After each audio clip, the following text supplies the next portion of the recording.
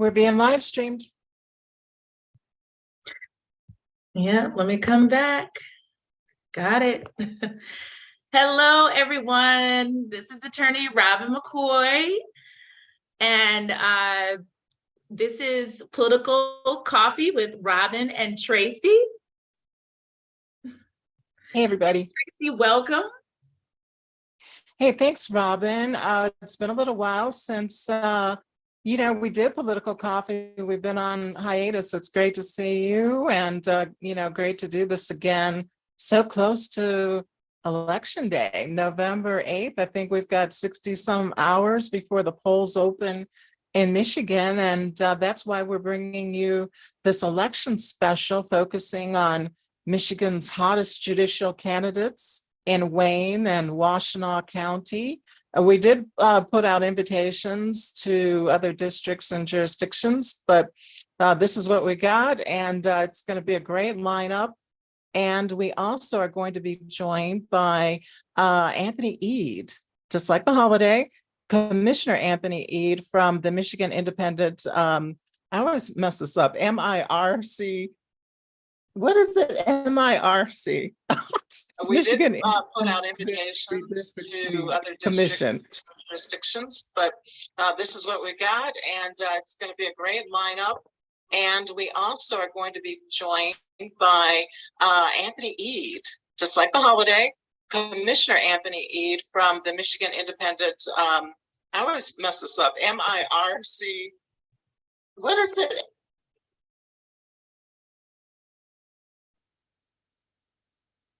Tracey? Yeah, I'm here. Can you hear me? Yep. Oh, I had to mute the YouTube to cut off the echo because there was an echo that was on there. I think this is. I heard echo. Yeah. Can you hear? Yeah, I just had to turn. When we do this, we have to mute the YouTube so that it cuts out the echo. But we're good now. We've got an exciting lineup. We've got some candidates from Wayne County and Washtenaw County, and I voted actually the other day. I don't know. Have you voted yet? Or are you planning to vote on Election Tuesday? Robyn, I already voted, and I voted absentee for the primary because I was, busy during the primary trying to help out doing election protection. And so I requested an absentee ballot for the primary, and apparently I inadvertently requested an absentee ballot for the general election too. And that worked out great because I'm going to be doing election protection for the NAACP, doing virtual poll watching. That's a new concept. And so I already voted. I received my ballot on September the 29th, and I voted. And if you'll pardon the expression, I did bullet voting. That means that for those who are uninitiated, by the way, this is a big ballot, as you know, Robyn. It is, okay. It was a big ballot. You got to turn it over. You got to. Right. Exactly. And so, there are choices, particularly for judicial races in, various jurisdictions where there are more than one candidate. And so as a way to assist the candidates of your choice, you vote just for those candidates and not for, for example, in Wayne County, we are going to be interviewing, we are going to be checking in with candidates from Wayne County for 3rd Judicial Circuit Court. There are 5 spots open for a seat on the bench in Wayne County, and there are 6 candidates. So if someone were to do bullet voting, there are other terms used for it too.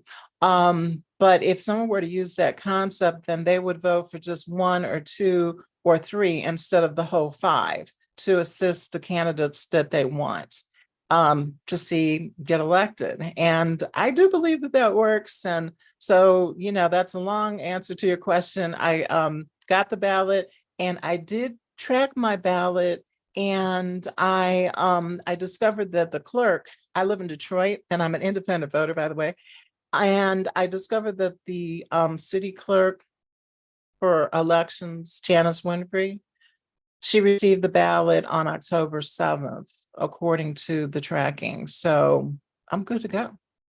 How about you? Oh, okay. Oh, I see Jada's in the waiting room. Let's go ahead and admit her. Let's see. And how about me? So what I did, and again, everybody, because I'm recording, I wasn't recording. So this is Political Coffee with Robyn and Tracey. And today, Tracey, I'm going to answer your question, but today I don't know if you got a mug yet. I have all things are possible to those who believe, and Matthew 9:23. And I have cocoa today. That's what I have. Do you have a mug today? I did bring a mug, and normally we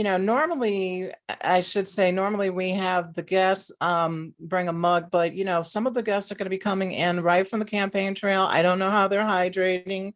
They might be drinking water, maybe coffee to keep the energy up. I don't know, but I don't know if you can see this. I'm doing a green screen, so I don't know if you can see that, but I have a like, comment, share, and subscribe mug, and it is filled with coffee, one of my favorite drinks. I also like tea. And so again, I don't know if anybody is going to be drinking coffee or something else with us, but this is what I brought. Yes. Yeah, we're the hosts. As long as we've got our mugs, I think we're good. Because we know everybody else is out and about and doing their thing. And I voted the other day. I early voted. So it's absentee voting, but you just go into the clerk's office and you can vote. Of course, I did my homework, and then I went in and I voted. And up until that time, people from the primary up until now, people have been calling me and asking me, who am I voting for and why am I voting for them? And so I voted. And, of course, for me, for the primary, it was different because I actually ran for office this time. And I know we've had discussions before about running for office. Congratulations, by the way. You put in a great showing. And, I was just reading, I think it was on Politico, that looks like, we're being joined by one of the candidates, Nicholas John Hathaway for Third Circuit Court, and Congresswoman Debbie Dingell, with it coming on at the same time. Great. Hey, good to see you, Nick. If you don't mind me calling you Nick, full disclosure, we know each other. I'm an attorney and I practice at Third Circuit Court, and I know this candidate. Absolutely. Call me Nick, Tracey, please. Thank you. And hi, Robyn. I know, Robyn, it's been some years, but dealt with you professionally as well. So hope all is well with both of you. And thank you for the opportunity. Yes. And hello, Nick. And hello, Congresswoman Dingell. How are you doing? Hey, I'm good, Robyn. You look like you're out on the road. I imagine Congresswoman Dingell's safe. I hope she's got a driver. Looks like she does. I do have a driver. I'm back. Can you hear me? We can hear you. We can't see you though. Okay. Can you see me now? No, okay, and she's a little muffled. Yeah, we can hear you. Oh, go ahead. Nick, you've got your mug. Nick Hathaway, you got your mug. I'm staying fully caffeinated, home stretch. Have to be alert and motivated and energized here, getting to Tuesday. Fantastic. I did catch you on Instagram, and I saw that you posted up a ballot, and looks like you voted absentee. I did. I went yesterday and voted. I went to my local clerk's office, and it was very streamlined, very simple. There were a lot of people getting their ballots, and I simply filled out my ballot at the clerk's office and dropped it in one of the drop boxes yesterday. So. Oh, very good. And Congresswoman Dingell, we can't see you, but I think we can hear you. How are things going on the campaign trail?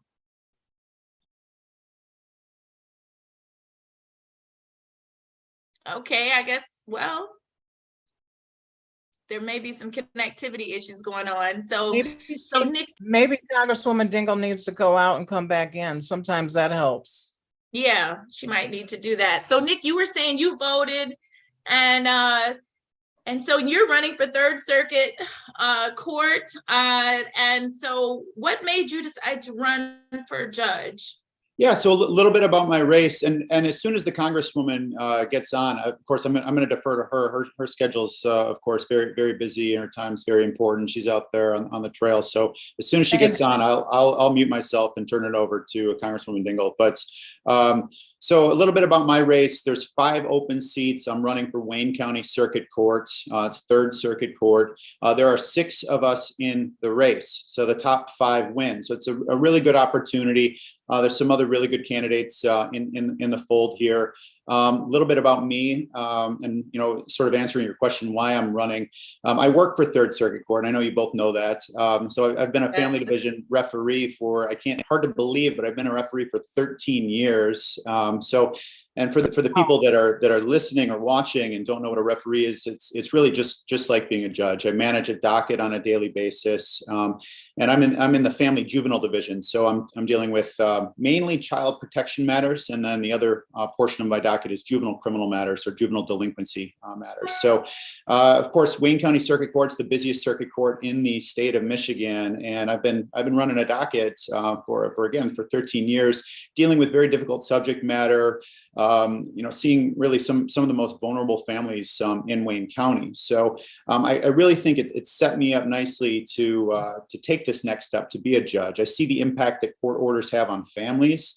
And as a referee, I have some authority, of course, and over the families that come before the court. As a judge, I'll have a little more authority just to make sure that people are, that their rights aren't being violated. Make sure that everyone's getting a fair shake and an opportunity to tell their story. Because at the end of the day, that's really what the court system is all about. If someone's been wronged, they deserve a full opportunity to tell their side of the story. So I'd like to think I've developed the necessary tools really to hit the ground running on day one.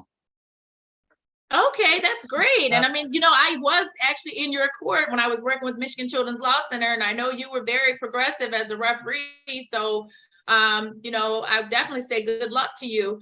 And then if a person is listening or watching and they want to be involved with your campaign, then what can you maybe put something in the chat or just tell our viewers, like, how can they be involved? Maybe they want to volunteer at the polls with you on Tuesday.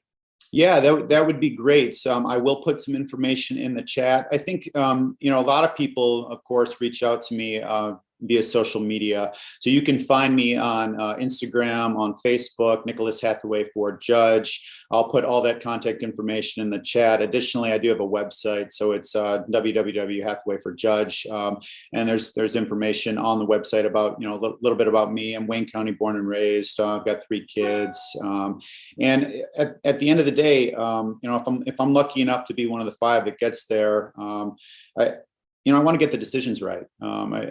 You're never going to make everyone happy as a judge. That's just that just comes with the territory.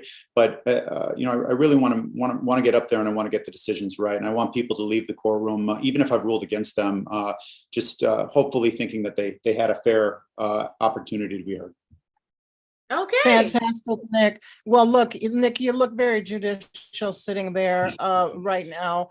And I would like to compliment you on your website campaign materials. And one thing that really jumped out was the use of the word compassion, which is something that I personally believe many judges need to exude from the bench. And so I really like that theme that you've woven into your campaign, and best of luck to you with this race. And I'm not a journalist. I used to be in another lifetime. I'm a talk show host now. And so I can say that I fully support Nicholas John Hathaway for this race. And thank you so much for taking time out of your busy schedule on the campaign trail to join us today. No, I appreciate the opportunity, and I appreciate, of course, the work you've done in the family division. You as well, Robyn, when you were there. So, giving us candidates, and especially judicial candidates. A lot of people don't know that much about the judicial candidates. So having any opportunity to reach a wider audience to, tell them a little bit about myself and why I think I'm qualified is great. So thank you for organizing this. Really appreciate it. Yeah, thank you for coming, and yeah, and good luck to you. And I know from being a candidate, it's no fun. It's I don't know. The best part is probably the victory for you, and it's over, and then you can take a break for 6 years. So good luck to you, and say hello to your wife, because she, I was before her when she was over at Frank Murphy. She was really great, and yeah, just good luck. And I see we've been joined by Karl Barr, who's running for judge out in Washtenaw County, 14A2 District Court. And I think Congresswoman Dingell was also trying to rejoin us as well. Hi, Karl. Hello, how's everybody? Oh, fine, thank you. Well, thank you for having me. Yeah, I see you zoomed on a little early today. That's great. You're looking very judicial too. We're joined by Karl Barr. He's a judicial candidate. Let me make sure I got it right. Is it 14A2 District Court? Yes, 14A is the voting area, but 14A2 in downtown Ypsilanti is where I'll be sitting if elected. Oh, fantastic. I have to compliment you, Karl. Or I should say candidate Barr.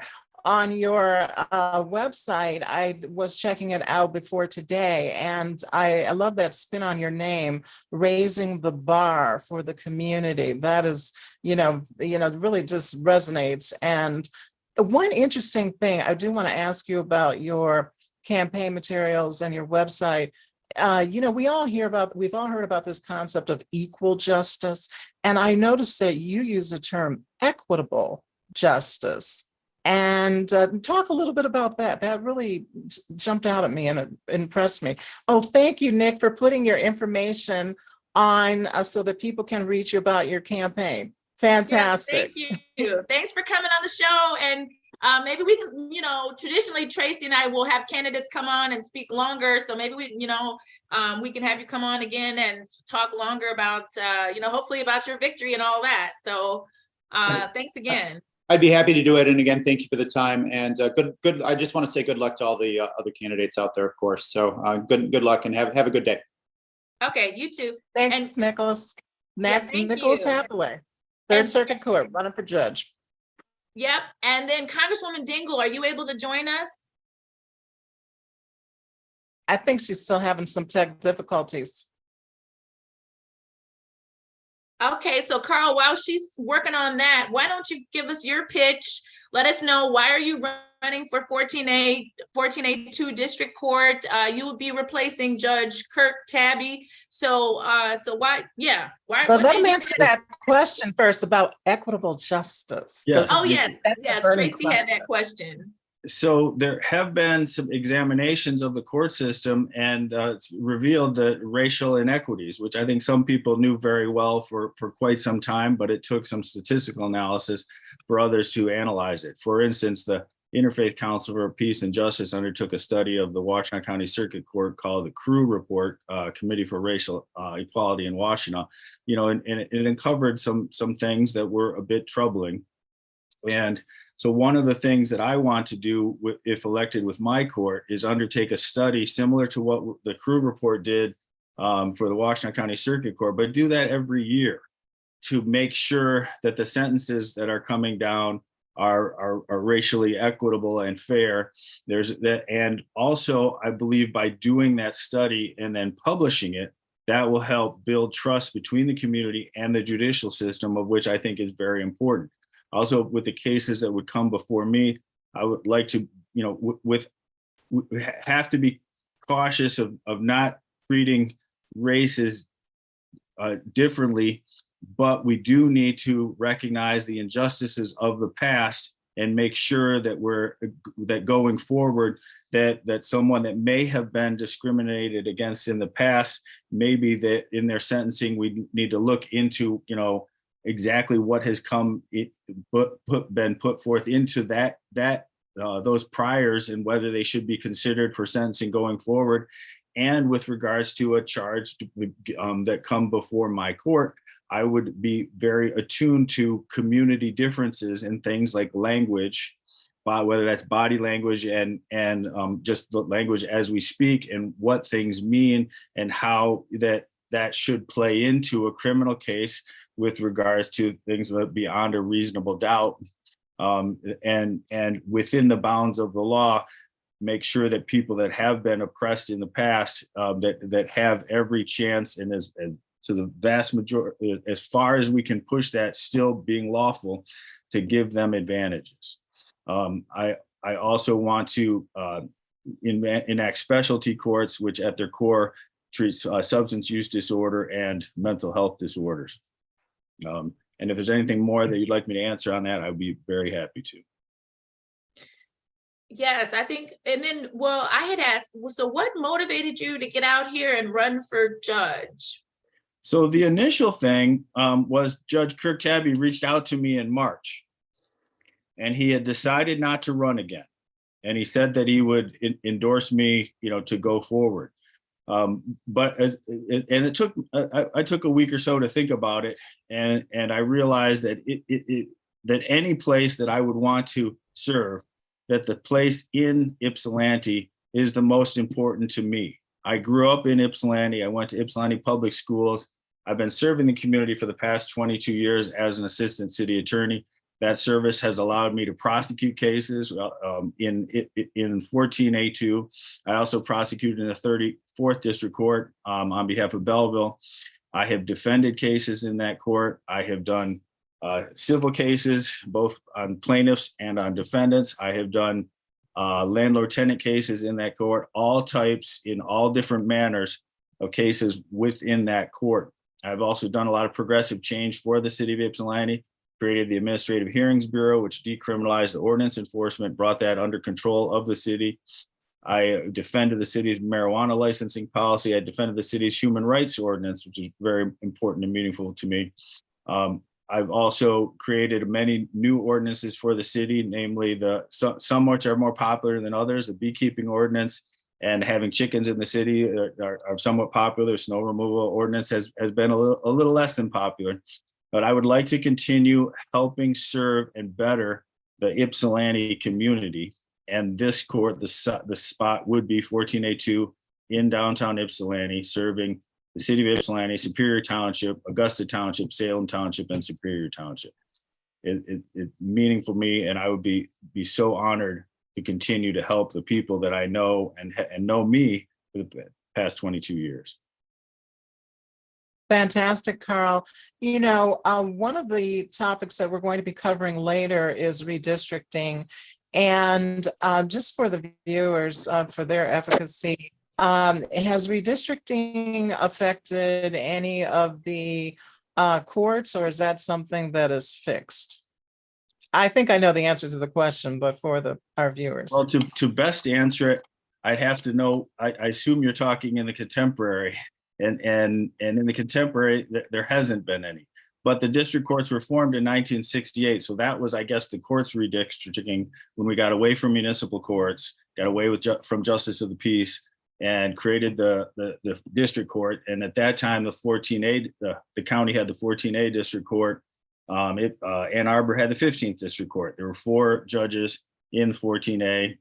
And then in 1982, Ypsilanti Township got legislation passed so they could create their own court. And so then then that removed the township cases from 14A. And as in the first time, one of those 4 judges in 14A retired, they did not fill that spot. So we now have 4 in 14A, 1 in 14B. 14A covers the entire county except Ann Arbor, except Ypsi Township, 4 locations, 3 judges. Fantastic. Did I answer your question? Sorry. Yes, and thank you for the mini history lesson. So redistricting has affected other races, but not the judicial races, because that could be a source of confusion for people. And I liked your answer about equitable justice, taking a spin-off of equal justice. But I do have one other question for you, candidate Barr. What do you think is the most important quality of a judge in today's times? And do you have it? I think I can't give just one, because I think there are a couple that are extremely important. Trustworthy, ability to listen and to have compassion. Okay. Everyone that comes before Fantastic. the court deserves to be treated with respect. Okay. Love that answer. And then, Karl, so if somebody wants to help with your campaign, where do they go? So my website is karlbarr4, FOR, judge.com. We do have a Facebook page, and I believe there's stuff out on Twitter and Instagram. I am not as adept at putting that out myself, but we do have that out there. My cell phone number is 734-218-4582.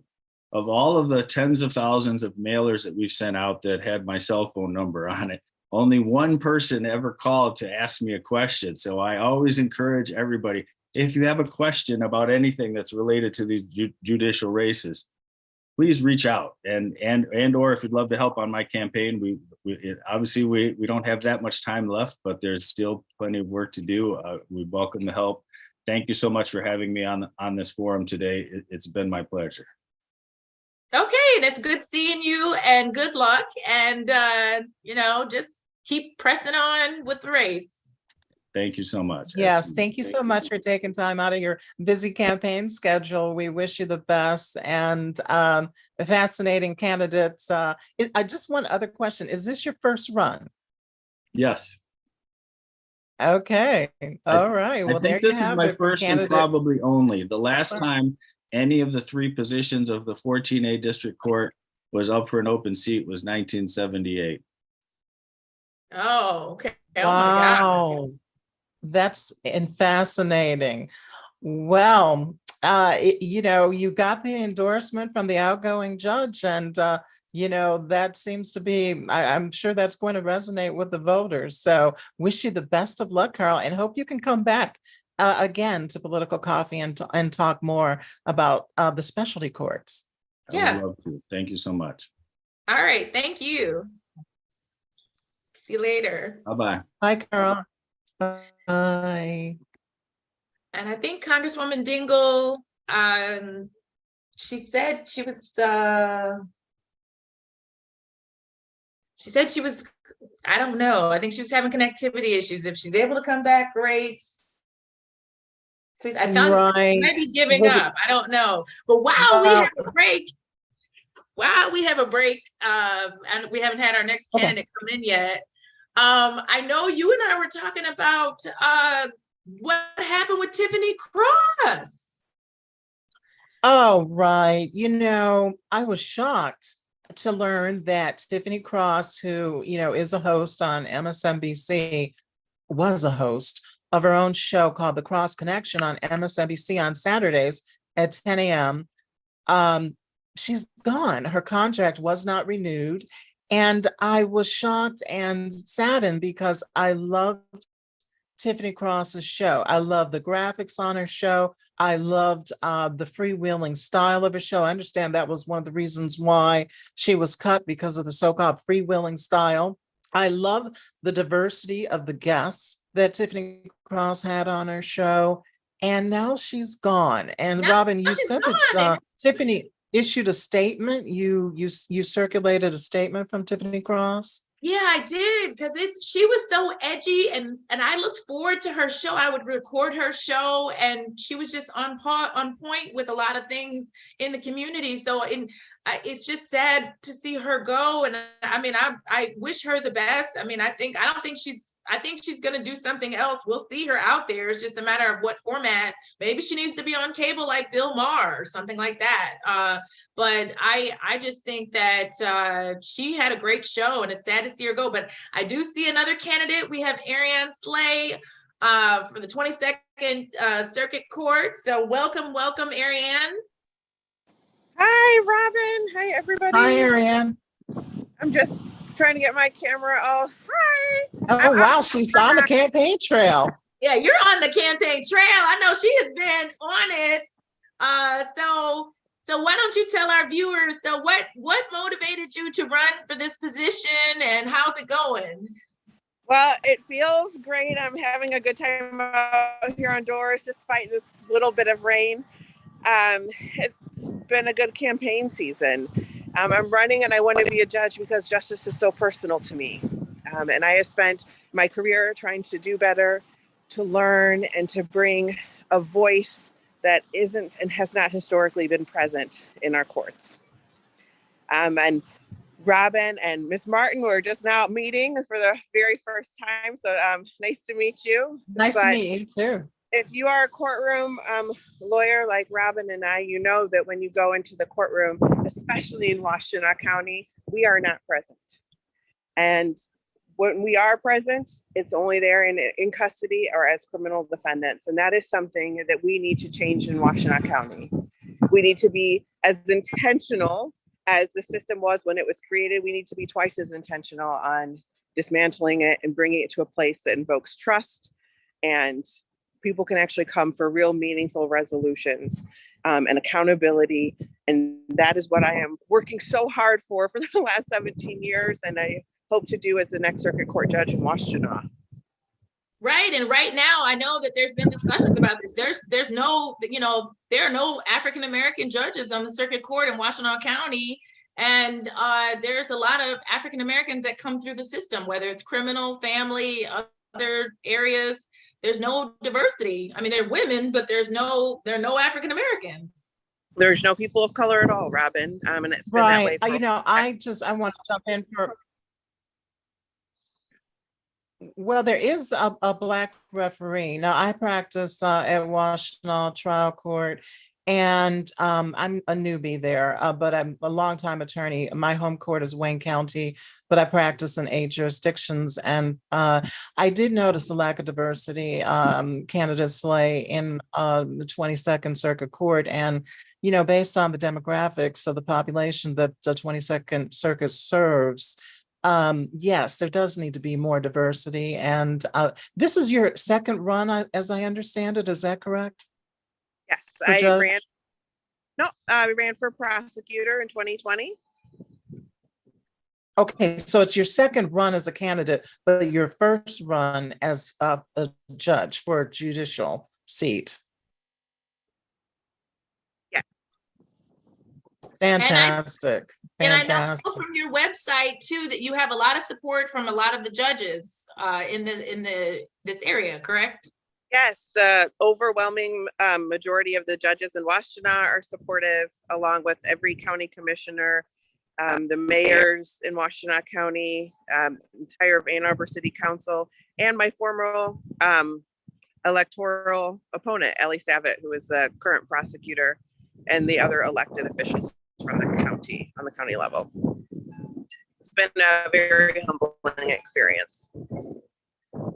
Right. And then have you voted yet, or are you going to vote on Election Tuesday?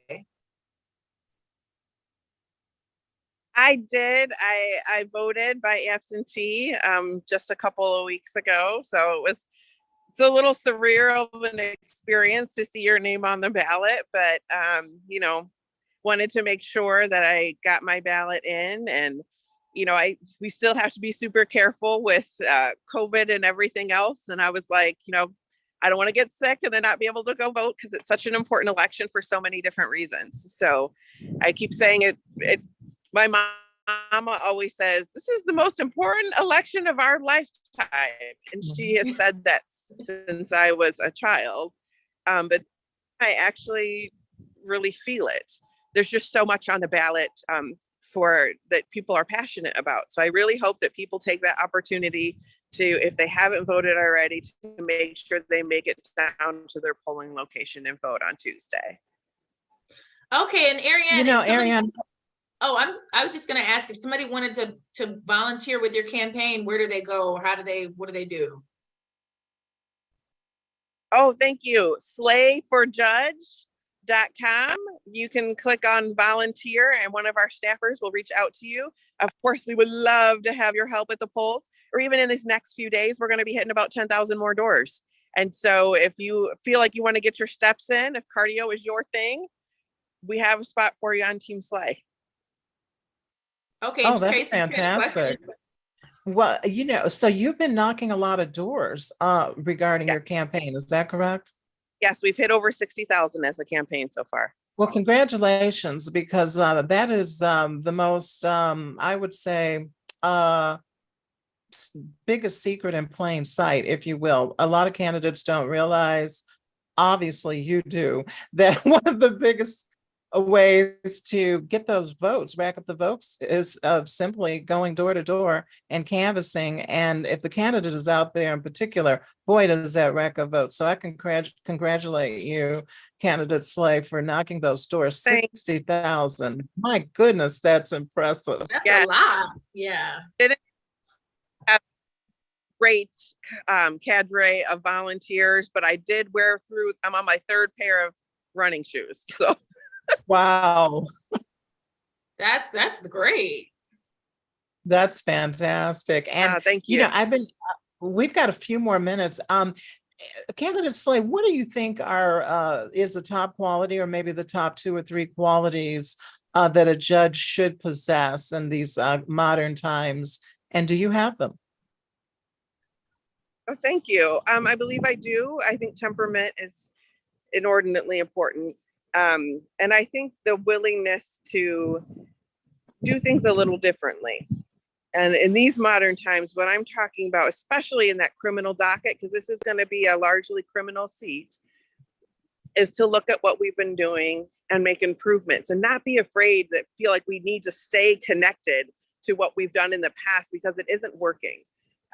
For those of you who ever see a criminal docket call, everyone has the same sentence, everyone has the same conditions. It's not tailored or personalized. And we are very quick to send people to jail. And I believe that jail or prison should be used as a last resort. And it should only be used when somebody really cannot be safe in our community. I believe that addressing the root issues as to why people become justice involved is absolutely the key to, one, keeping people out of the system from coming back, and number 2, to keep our community safer. If you're suffering from mental illness or substance abuse, okay, we can deal with that, but we need to figure out why. Is it because you have a trauma in the past that's unaddressed? And maybe we need to look at trauma therapy as an alternative. There's so many things that we should be doing, and it really goes back to meaningful engagements and building that trust. And that's something that I promise to do, one decision at a time, day after day. And I want to put forward those reforms that are desperately needed in our courts. So I think that's how, in our community, that's exactly what we need. Okay, well, that's great. It's great. And so I'm excited for you. You're out here, you're doing your thing. And, I know we wish you all the best. And let's go win. Yes, Thank you so much. congratulations, And thanks Arriane. for having me on. Thanks for this random ice and let me use their backyard while I was knocking doors. Oh, cool. Back to the streets. Okay, Thank well, you so much. let You you hit guys it. have a great. You too, Arriane. Great to Bye-bye. meet you. Get All their right, campaign later, trail. Ian. Okay. Bye. All right, and I'm going to take a quick break. Yeah, great to hear from him. I will be back shortly, but if we'll see if anybody, I don't know, I don't see anybody else, but I'll be right back. Okay, great. So while Robyn is away from the camera, I want to talk about, I don't know if you can see this, but one of the coolest campaign pieces that I've seen in Michigan. And it's a joint piece that says, in fact, I tweeted about this.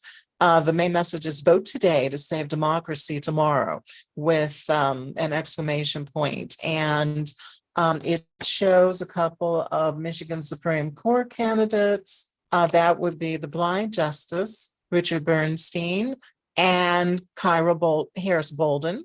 And she is a Black female who is running for Michigan Supreme Court.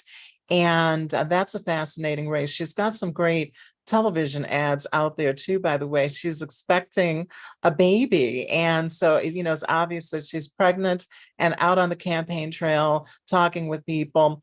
But, this piece really, it sends a message that these particular candidates have superpowers.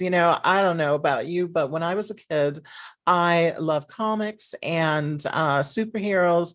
And now, superheroes are all the rage. It seems like all the top movies are, MCU, from the MCEU universe or the DCEU universe, DC Comics.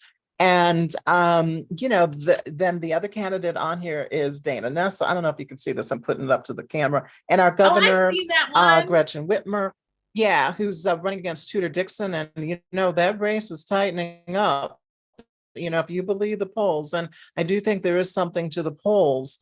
Stacey Abrams was on with Ali Velshi on, I think I pronounced his last name correctly, on MSNBC, the Tiffany Cross connection spot.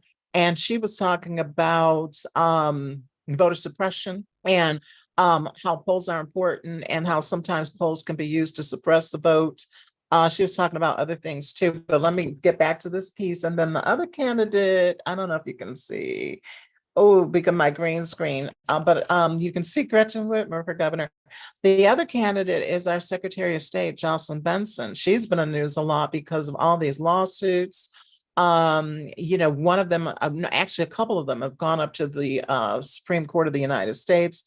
And Jocelyn Benson is on this piece too. And it's such a cool piece. You said you got it too, Robyn? I got it. I took a picture of it. I have it in my phone. Yeah, I thought it because it was the superhero thing. And, I'm a big I know you like Wonder Woman. I like Wonder Woman. I have my Wonder Woman mug. That's actually because I'm in Ipsy Township, but it's actually at my condo in Van Buren. I had to bring my Wonder Woman mug back out. So yeah, I love Wonder Woman. I love the Woman King. I did go to see that. That was kind of like, I don't know if you saw that. That was kind of like a Black Wonder Woman type scenario. I didn't. I actually boycotted that movie, and I know some people are, aren't down with that. But I say that if Lupita Nyong'o wouldn't star in that movie because of the actual history connected with the Dahomey, then I'm not going to watch it. So I understand what they're trying to do. I like Viola Davis as an actor, but that whole history, I'm not down for it. So, hey, it's a free country. Yeah. This is America. It's free speech. I support free speech. The movie has done relatively well at the box office, but no, I didn't go see it. Right. I know. I was talking to Cora Watt about that, and she said she had done some research on it that was counter to what Lupita Nyong'o had discovered, and that it was actually more favorable to the Dahomey tribe. I mean, to me, the anthropologist in me says we should go to Benin and do our own research and find out, maybe we'll get that opportunity someday to check it out. But yeah, I did enjoy that. But I did Ancestry.com, and I actually, I'm almost half and half African and European. And I actually have Benin heritage. And so, I just didn't see it. But, a lot of people watched it. They saw it. They enjoyed it. A lot of people wanted to support, the director. I believe it's Gina Smith by the Woods. I hope I didn't get her last name wrong. I've seen some of her other work, and the movie appears to have solid production value.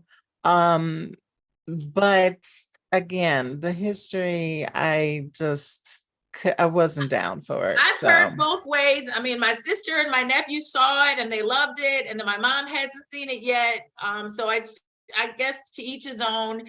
I am looking forward to Black Panther coming out. I think that's going to be coming out on November 11th. So I think that should be exciting.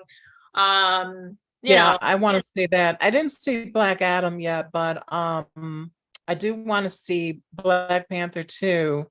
Big question mark about who's going to succeed. I won't say replace, because no one could ever replace the late great Chadwick Boseman, who, he played Thurgood Marshall, he played Jackie Robinson, he played James Brown, and he played T'Challa, just so sad about his demise. But one thing I remember, I used to be on the radio in Detroit. Actually, it was Metro Detroit. And I remember being on a show with another host, and that was when Black Panther first came out.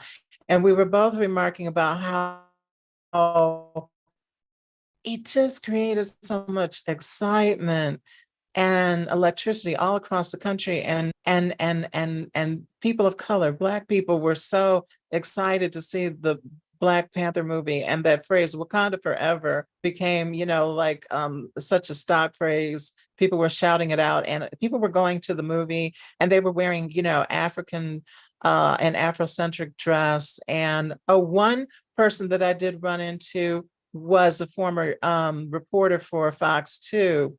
And he and his wife, they had on dashikis and they loved the movie. And it was, oh my goodness, it was Al. Gosh, I can't recall. I'm brain blocking on Al's last name, but he was a longtime reporter for Fox 2 and retired like maybe about 5 years ago. And they said they loved the movie, just like a lot of people. I loved it. I've seen it 5 times. I've seen it several times. There's the comic book. I got that from my nephews and everything. And I grew up wearing Afrocentric attire. I also did the Afro, like I did the Ancestry DNA. It came up like 76% African, Benin, Togo, Nigeria, Congo, European as well, some Scottish. And I would love to travel to all those countries. And but I'm definitely looking forward to Black Panther. I see we still have a little bit of time before our next guest. So I want to go back to this Tiffany Cross. So, Okay. If you've watched some of the videos about it, what they've been talking about how she had said some stuff about Tucker Carlson. She got into it with Tucker Carlson. She got into it with Megyn Kelly.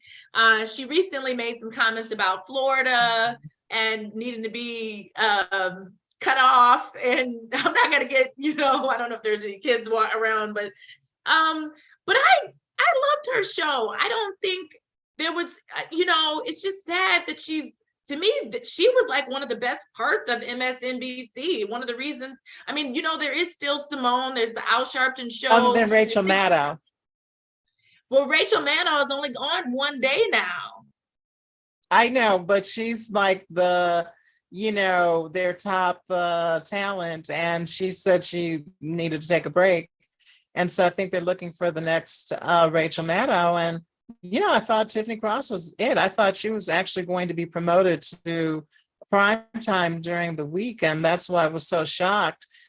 And Tiffany Cross did make edgy comments about, well, first of all, Governor Ron DeSantis of Florida, who many say is going to be running for president in 2024, and I personally do believe that he will become the GOP candidate. Now, I do hear that 45 Donald Trump is going to announce his candidacy for presidency any day now, so that is going to be fascinating. But back to Tiffany, she, referred to Ron DeSantis as her quote, the stupid.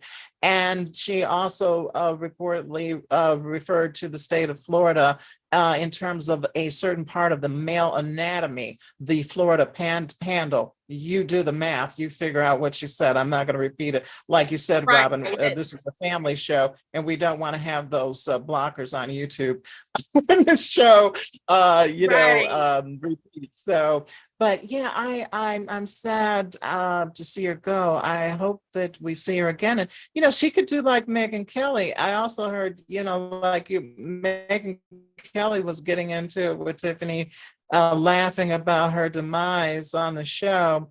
And, but, Megyn Kelly got put off network television because of some comments that she made, but then she, reinvented herself again with her own show. And now she's back at it. So Tiffany Cross could do the same thing. Or like you said, Robyn, go to cable. She's a hot property. And, this might sound a little shallow, Robyn, but one of the things that I liked about Tiffany is I love to see her hairstyles and her clothing, and she wore this one top.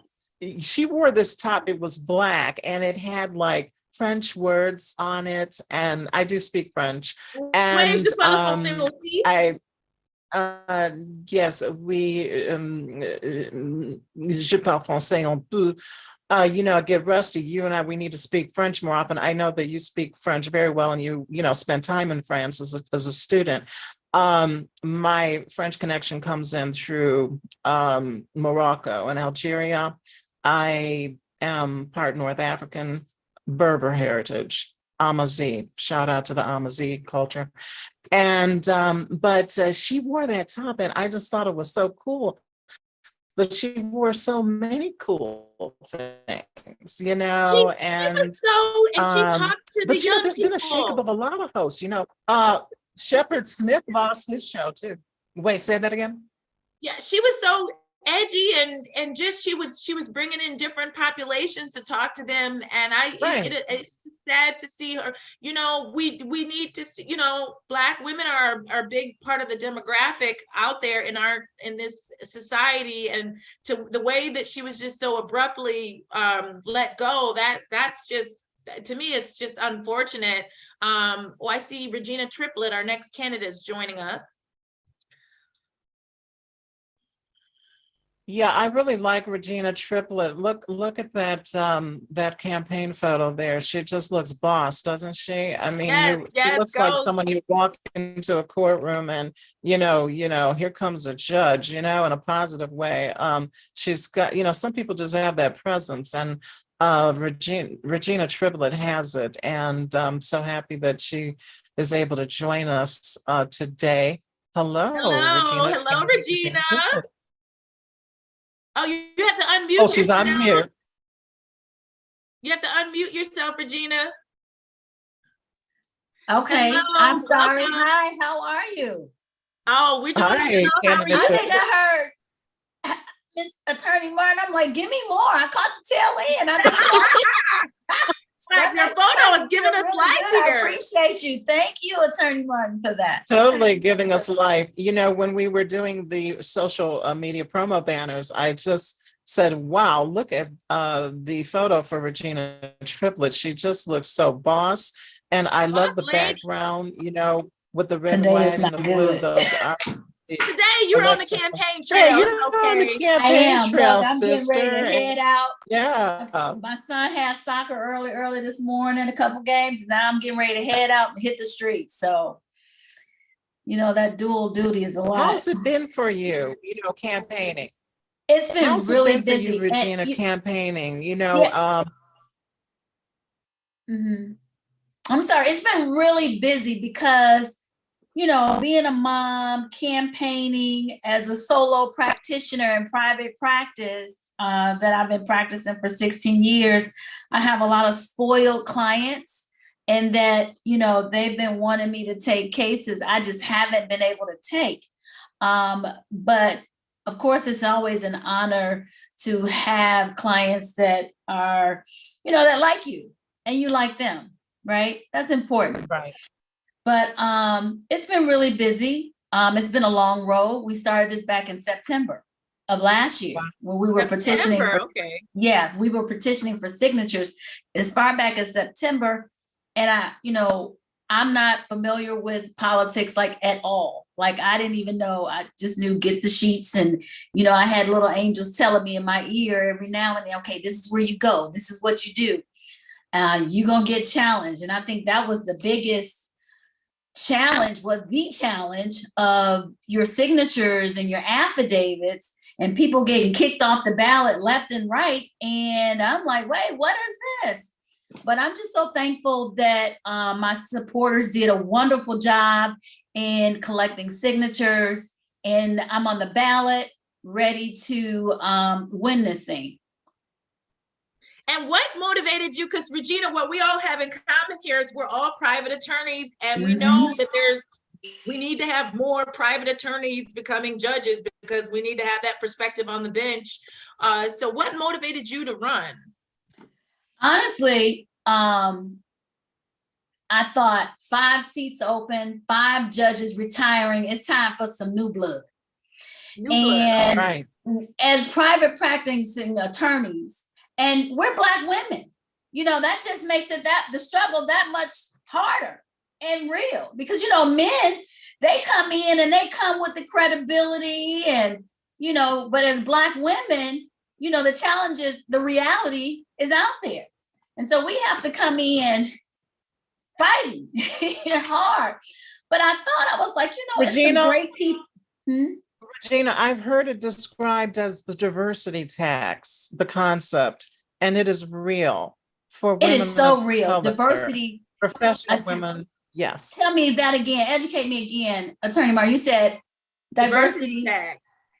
The diversity tax. And, Regina, Robyn and I, we're featured in a documentary called Different Rules. And that is going to the Sundance Film Festival, most likely. And, you need to be on that program too. We'll have to talk with the filmmaker, Grover McCann. Shout out to him.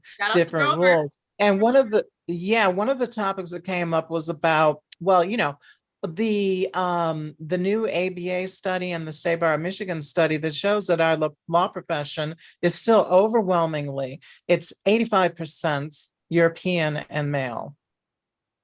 Absolutely. And then let's don't talk about the judges. 2022. What the judges look like. I'm saying, yes. Now, tell everyone who you're running in Wayne County, correct? I am Wayne County. So if you live in any city in Wayne County, whether it's Livonia, Canton, Plymouth, Wyandotte, Melvindale, Brownstown, Grosse Pointe, Detroit, you can vote. You can vote in the Wayne County election, and it's on the back of the ballot. So remember to flip the ballot over. There's a lot on this ballot. There's a busy ballot, but look for the judges. And I've been telling residents, and I'm telling people just out voting. A lot of times I don't necessarily run into Wayne County, but I tell them you're more likely to be in front of a judge than anybody else on that ballot to have contact with, unless you have kids, even the school board. But judges, you're more likely to be in front of a judge, and not necessarily on a criminal matter, but family court, civil court. You never know when you're going to be in front of a judge. So it's very important that the voices are heard. It's very important that you get out and you vote for your local judges and state judges.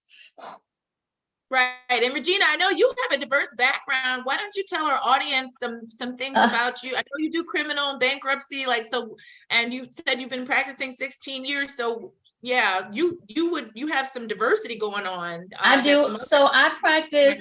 So I started practicing, was it 2005, 2006? I can't remember. I moved to Michigan. My undergrad is in chemistry. So I worked in that field for 10 years and decided I wanted to work for myself. And I figured, why not go to law school? So I went to Thurgood Marshall School of Law in Houston, Texas. But I came here because I clerked for Judge Avern Cohn. He was a federal judge in the Eastern District of Michigan who was appointed by Jimmy Carter. And that was a phenomenal experience. I learned a lot. I was born in Detroit, but raised in Jackson, Mississippi. A lot of us go back and forth from the South and the North. So that was me as a kid. My father retired from Chrysler and my mother raised me down South. Started in federal court. I have done bankruptcy, family law, civil litigation for small businesses, criminal defense. And, I thought about something else I had done. I've done insurance defense. I actually worked for Safeco Insurance Company for a while. So I've dibbled and dabbled in a lot of different areas. I used to do that too, Regina.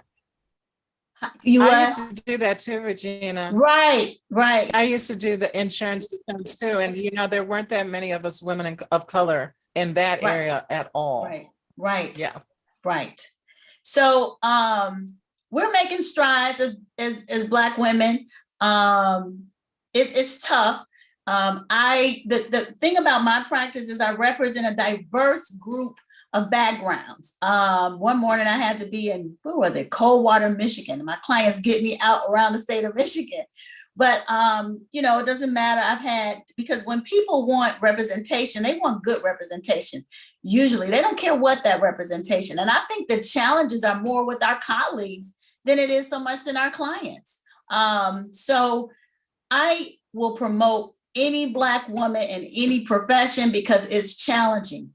And, I'm so happy that you all are having me here to give an opportunity to talk on your show. And I appreciate you for that. You all are doing a phenomenal job in getting the word out and getting your message out. And and informing the community. And I thank you ladies for that. Well, we thank Oh, you. you're Thank you for welcome. getting out there and running, because I mean, I ran for office. It's not an easy thing to get out and run. You got to run. You got to ask for endorsements. You got to be begging for money. You got to be knocking doors. Absolutely. So how has it been for you out here in the community? What is that? I think I've been well received. Part of my message has been, to the union. Of course, I have AFL-CIO endorsement. I have UAW endorsement. I have Police Officers Association of Michigan endorsement. The sheriff's office, the people of the union are supporting me, have endorsed me. I am asking people, and I think I'm relatable to people, because what I tell the union members is I'm representing your members to make sure that they get, if it's a substance abuse issue, if it's mental health, if they need veterans court, I'm making sure that they're able to go back to those jobs that you all have for them so that they can keep their family strong and keep that income coming to the household, addressing whatever the issues that they need. And that's from any standpoint, even if it was bankruptcy, when I was doing that, helping people get credit counseling, and I've counseled them. And what happens is when you get a client, you end up like representing them everything and all the issues that they have. My practice is general, and I'm just glad to be here. I'm glad to be able to run for judge. When I saw it was 5 open seats, I said, Regina, you got to put your name in the hat. I didn't really hear many people saying that they were going to run. There are 3 Black women in this race, 1 white female and 2 white males. I think we're going to have some very good experience on the bench from this election, especially I think from the minority women in the group. Right. Because we're all smart. Right. And then, so if somebody wants to give to your campaign or volunteer on Election Tuesday, where do they go? Like, how do they? So if you want to volunteer, if you go to Committee to Elect Regina Triplett on Facebook, I have a sign up genius. I've listed every city, so you can do it in your city. I've divided it into 2 hours. You can go to that, or you can go to LinkedIn. It's also posted on LinkedIn. But if you go to triplettforjudge.com, there is a sign up genius that you can sign up on. You can go to my personal, so it's on my personal and my Committee to Elect page. You can sign up with the sign up genius. I need poll workers. We all need poll workers. To get out that vote. Yeah, that is I need so poll important. workers. That's where we are now. That's the focus, is poll workers. Okay. And to donate, you can go to triplettforjudge.com to donate as well. There's a donate button there. That is so important about poll workers at the polling place, because I've done it in the past for other judicial candidates, and you'd be surprised that, many voters have not made up their minds even at that point when they're going to the polling place. And if you've got somebody standing out there looking good with your campaign material, friendly, talking and saying, here's for candidate Regina Triplett, that can change their mind just like that. Or maybe they haven't even made up their mind and they're, you're going to get that vote. So, and every vote counts. And this is an interesting race because, as you said, there's 5 seats and 6 candidates. So it's kind of like political musical chairs. Only one will be out. Right. That's correct. And I only have to beat one person. So that's right. Yeah, exactly. Right. Well, we're glad to see you, Regina. This is great. I know we had you on that other panel with the judges and everything, and so it's just good to see you and keep pushing on. And you look like you're doing really well with this. I mean, because I know running for office it's a lot, and then you're a mom and everything, and so it's more than a notion. It is. I appreciate you all. Thank you so much for having me. Oh, you're quite welcome, Regina. And we are going to be putting this out on all social media. A lot of people do delayed viewing. They're busy on a Saturday, but people are going to see this video, and we're putting it up. It's going to be on YouTube, LinkedIn. IG is a little different, but we're letting people know that it's out there on YouTube through IG and Twitter and Facebook. So Great. Best of luck to you, and thank you for coming off the campaign trail in these precious moments leading up to the opening of the polls to talk to us. Really appreciate it. Thank Yeah, you good all. luck. Let's Thank go you. win. See you across the victory line. Take care. Yeah, Yes, see you there. Okay. later. Bye, Regina.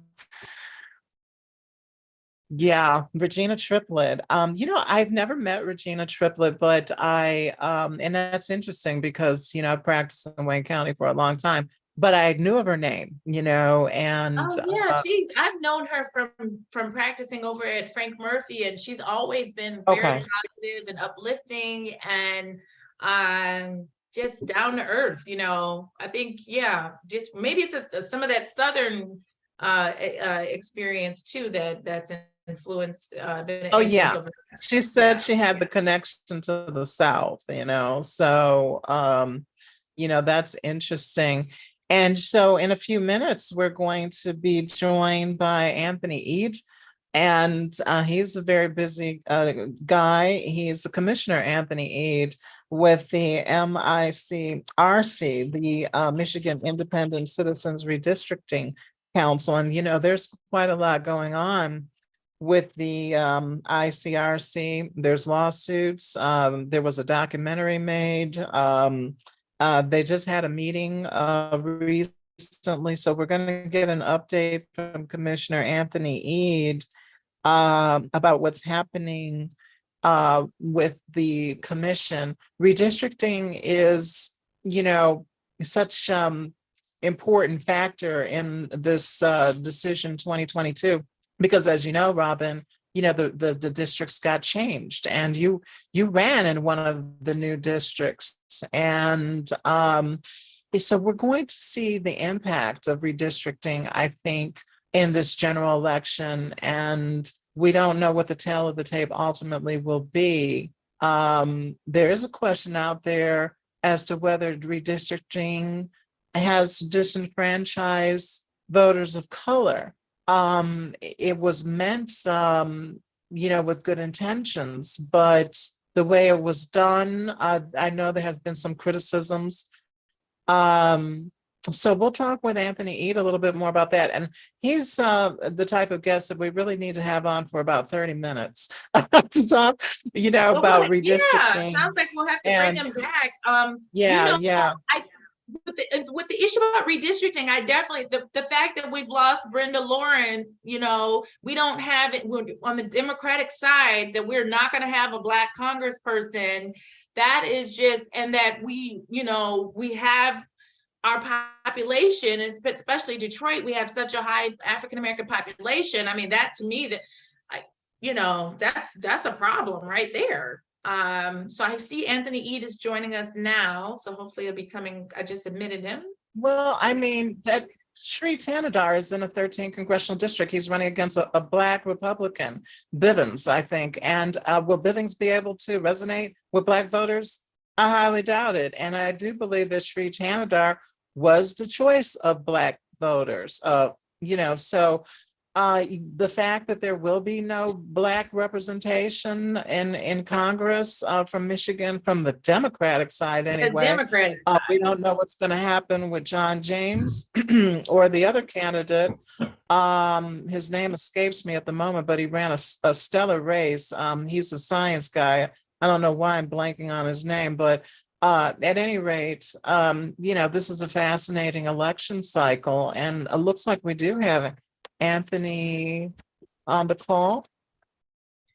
Yes, welcome, Anthony. Hello, I'm Robyn McCoy. Hi, Anthony. McCoy. Good afternoon, Robyn and Tracey. Nice to be on here with you. Thanks for having me on. Yes. Great to see you, Commissioner Anthony Eade. I just want to read a few lines from your bio because it's very interesting and impressive. And this comes from the Michigan Independent Citizens Redistricting Commission website. As a 28-year-old Chaldean and Lebanese American raised in Southeast Michigan, Commissioner Anthony Eade affiliates as an independent, like me, on the Michigan Independent Citizens Redistricting Commission. Unlike me, I'm not on the commission. He's a young Middle Eastern Michigander.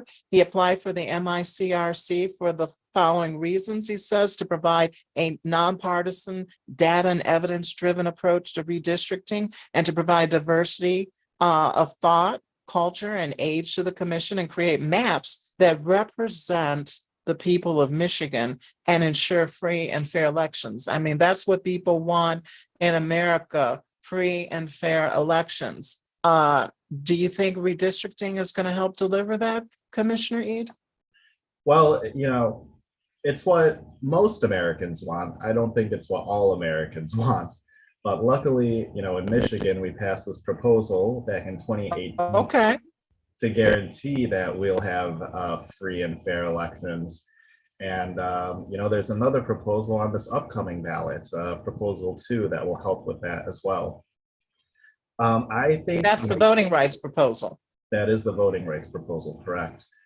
As far as the maps we created go, I think by all objective measures, they're some of the most fair maps in the country.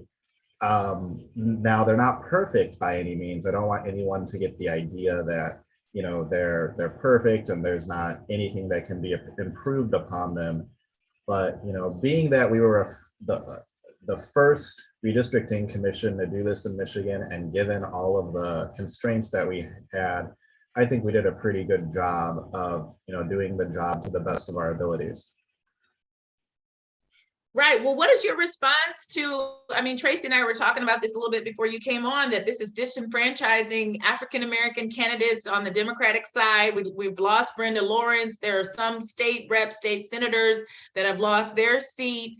What the Democratic Party, because I am a Democrat, and what the Democratic Party, what the response has been to me is like, oh, well, this redistricting, yes, there will be some casualties, but we'll also pick up some Democratic seats, and this may help the Democrats to gain the majority. Now, so what's your response? I know you're an independent. What are your thoughts on that?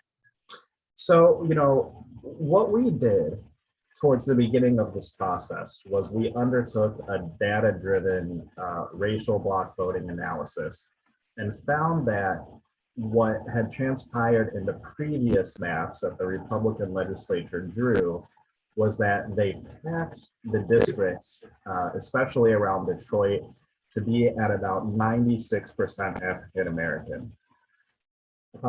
And we found that that is not the number needed in order for a minority group to elect their candidate of choice. That analysis showed that the number that is needed in Detroit, in Wayne County, for a minority group to elect their candidate of choice is closer to 40%. So we made the districts based on that data to be at about 45% Black voting age population, because that was the number that the analysis showed where Black folks and other minorities would be able to elect their candidate of choice. So I don't see it as disenfranchising. We'll have to wait and see. I think if Brenda Lawrence were to have run again, she would have easily won District 13. It's just, there's no way we could have predicted that she would retire. That's not something that was on my mind when drawing the maps. We actually couldn't take incumbency into account. But on a state level, there's still plenty of Black folks running. You have Yancey, you have Edwards, McKinley, Scott, Tate, Geis, Santana, and then you have folks that aren't necessarily Black, but are the Black candidates of choice, like Stephanie Chang, or we don't have the exact numbers yet, but I believe Shri Thanadar won the most Black precincts. What it comes down to in Detroit is, people want, at least the people that I talk to, the people, the everyday folks that I see, they don't care so much about race. They care about getting the job done. Detroit's elected a white mayor 3 times in a row, and there's no district in that race. So, Yeah, that's true. That's a good point. Well, Yancey's running for judge, though. She's running for the 36th district court. So, yeah, I know you mentioned Yancey, I don't know unless there's another Yancey, but the Tanisha Yancey is running for 36th district. Oh, is she? Okay. Yeah. And we have, we have Kyra Bolden as well, who used to be in the legislature, but she's now running for Supreme Court. And I think if she would have ran for legislature, she probably would have won again. She's pretty popular around here. So I think I'm almost certain that Kyra Bolden would have, won again because she would have been the incumbent. But the one thing about candidate Tanisha Yancey, she originally was going to be running for Third Circuit Court, and she withdrew, I believe, and so now she's running for 36th District Court. And we did invite her to this show. But Anthony, I do want to turn the discussion because we only have you for a few more minutes. There's so much going on with the Michigan Independent Citizens Redistricting Council. Wow, what a mouthful. I know there's a couple of lawsuits that are up at the SCOTUS, the Supreme Court of the United States. There was a documentary done. And I know that the commission met recently, and there is a bit of controversy about the commission getting funding from the Michigan Legislature to continue your mission. So could you give us an update on those three items, what's happening there? Yeah, I'd love to. So after we adopted maps, now keep in mind, this commission is composed of 4 Democrats, 4 Republicans, and 5 independents. And to pass any map, we needed 2 votes from each category, plus 1 more to get majority. So we needed support from the Democratic members, the Republican members, and the independent members in order to adopt any of our maps into law. So there was some compromise that had to come with that because we had to, make the map so that folks would vote for it. Now, after we got done drawing, we got sued by both Democrats and Republicans. And I think that kind of shows that, I always kind of joke when I first started, it was like, well, if we can make both sides equally upset, we probably did something right. And that seems to be what's happened. We've won a few of the lawsuits, but we currently have 2 that are currently in litigation. One is the Binarian lawsuit at the Supreme Court level, and the other is the Aggie lawsuit in the District Court of Michigan. So those are currently in litigation. We'll see what happens. I'm quite confident in our legal team, and we can't disband until these lawsuits are over. So that's why we're still meeting. It's in the Constitution that we must defend these maps. And that's where the budgeting issues come in. The legislature seems to have forgotten, or they just didn't allocate us funds for this upcoming fiscal year, which is very unfortunate because we have funds from our previous fiscal year, but we're not allowed to spend it due to the constitutional language. So right now we're talking with them, and we're going to do what's necessary to get our funding because, again, it's in the Michigan Constitution that the legislature shall allocate funds to this commission. And that's to make it so that the commission can truly stay independent and doesn't have to be beholden to the legislature and worry about how we're going to pay our legal bills. Anthony, so as I understand it, the remaining funds are supposed to, per the Michigan Constitution, return to the state treasury. Why couldn't the state treasury just send the funds back so that the commission can continue its mission? Is there something in the Constitution that prevents it from happening? We're speaking to the folks at the treasury. I think everybody's trying to figure it out. I don't think it's necessarily in bad faith. Okay. But this is the first time again that we have a body like this in Michigan. So there's some kinks to be worked out, and I am confident that one way or another we will get our funding. Hopefully we don't got to go to court for it, but if that's what we got to do, that is what we will do. Hopefully it doesn't go that far. I don't think anybody wants it to go that far. I mean, listen, folks, this commission has spent so much less money than every other independent redistricting commission across the country. Even when you, attribute the funding to the size of population. For example, we spend about $3.5 million a year. The California Independent Commission spends around $30 million a year. The Arizona Commission is roughly the same population as Michigan, around 10 million folks. They spend 8 or 9 million.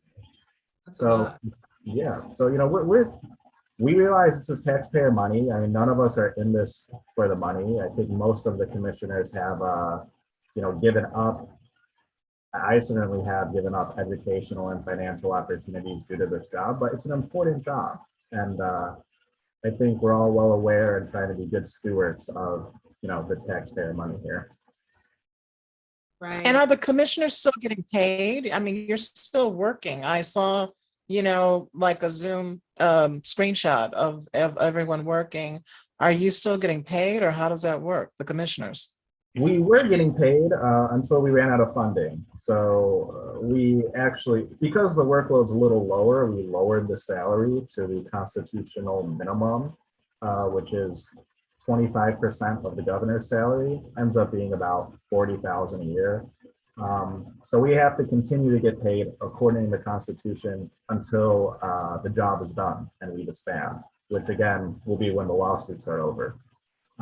But for the past few weeks, we have not been paid, but that's okay. We'll once we get the funding figured out, I'm sure we'll make up for that. Right. And there's a question about whether your duties will should continue until what is it, 2030? That is a question, and it's not very clear in the Constitution. I think that's one of the things that hopefully can be cleaned up for the next commission by 2030. There's some argument to say, well, the commissioners should stay in the whole census cycle, which is 10 years, and they should stay aboard until 2030. I think that, that is one way to look at it. Another way to look at it is if there are no pending lawsuits, then the job is over until there are more lawsuits. So let's say, like what happened with the previous maps, they were sued by the League of Women Voters in 2016. If something like that were to happen with our maps, let's say a group decides to sue after a few elections are run and after more data comes out, well, at that point, we would probably reconvene and defend the maps at that point, because there's new litigation. I see. And no, we only have you for a couple more minutes. One burning question. Now, you're actually a doctor. No, not yet. I was in medical school. Okay, a doctor to be. I saw like 2 years that you went to medical school for 2 years. It said that in the bio. Yes. And I'd like to finish that when this is over. So, we'll see what happens next. Fantastic. Yeah, we'll see what happens. Well, this is where I was going. This is where I was going with this. You're a doctor to be. And we had an off-the-record discussion a few weeks back about an interesting point that you made, that many people in our profession, Robyn and my profession, the field of law, are very politically active. However, when it comes to physicians, typically across the country, not so much. Do you have any thoughts on that? Because there's so much impact. I mean, with this abortion issue and health care, why aren't more doctors and health professionals involved in politics, do you think? I could go on and on about that topic for hours. Back when I was at Wayne State, both in undergrad and in grad school, I was involved in the student government, acting as student body president, and I was very involved with the American Medical Association. And we actually had started up a PAC for medical students in order to advocate in Lansing for medical issues. I think there are a few things. First off, the medical education system is so hard that a lot of students just don't have time or don't have the mental capacity to be involved in politics as well as staying on top of their studies, because it is a very rigorous course of study, very stressful. But it's like you said, there's so many more lawyers involved in politics, but medicine is politics. They're intertwined in so many ways. And you're seeing that now with Roe v. Wade, but not only with Roe v. Wade, we'll see what happens with Proposal 3, that's, on the ballots. That's one way for medical people to get involved. But I mean, there's just so many other things, whether it comes to issues like reimbursements for physicians, or how physicians are even paid. You know, right now they're paid basically by procedure. Why not pay based on outcomes instead? Interesting. Right, and I do see, sorry to cut you off. I do see we have one of our other Washtenaw County judicial candidates, Fawn Armstrong, has joined us, and Marla Linderman is about to come back in. So yes, it's 2:15. Well, you know, Anthony, we'll have to have you come back. Yeah, we'll have to have you come back. Yes, this is a 30-minute discussion. We greatly thank you for your time. And I want to talk more about the documentary too, but in the meantime, quickly, how can people find out more about the commission and its work? Yeah, it was a pleasure being on. We're going to have one of the most competitive elections in Michigan's history on Tuesday due to these new fair maps. So I encourage everybody to please go out and vote. I don't care who you vote for, just please at least go and vote. If you want to learn about the commission's work, you can find us at our website, www.michigan.gov/MICRC. You can find me on Twitter, twitter.com/Antheid, ANTHEID. All of our meetings from the inception up until now are live streamed and archived on YouTube. You can go check out all of the work, including the map drawing process and anything else that we did. Thank you. All right, thank you, Anthony. Fantastic. Thanks for joining us. Thanks, Anthony. Thanks so much.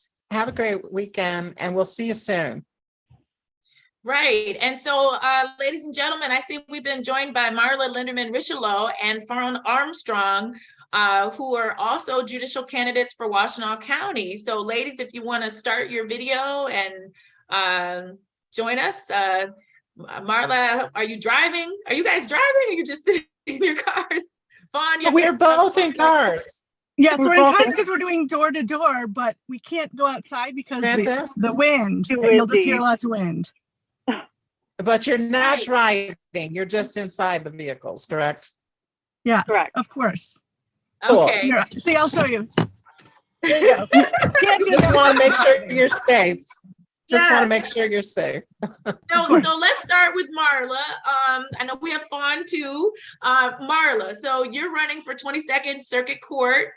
And first of all, what motivated you to run, and how has the campaign trail been?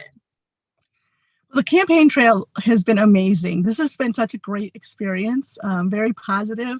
It's been wonderful connecting with the community. So I really enjoyed a lot of it. Why am I running? That's a great question. I have so many reasons. I think the journey to today started with the last election. I was called into TCF, which is now Huntington, to help with the votes.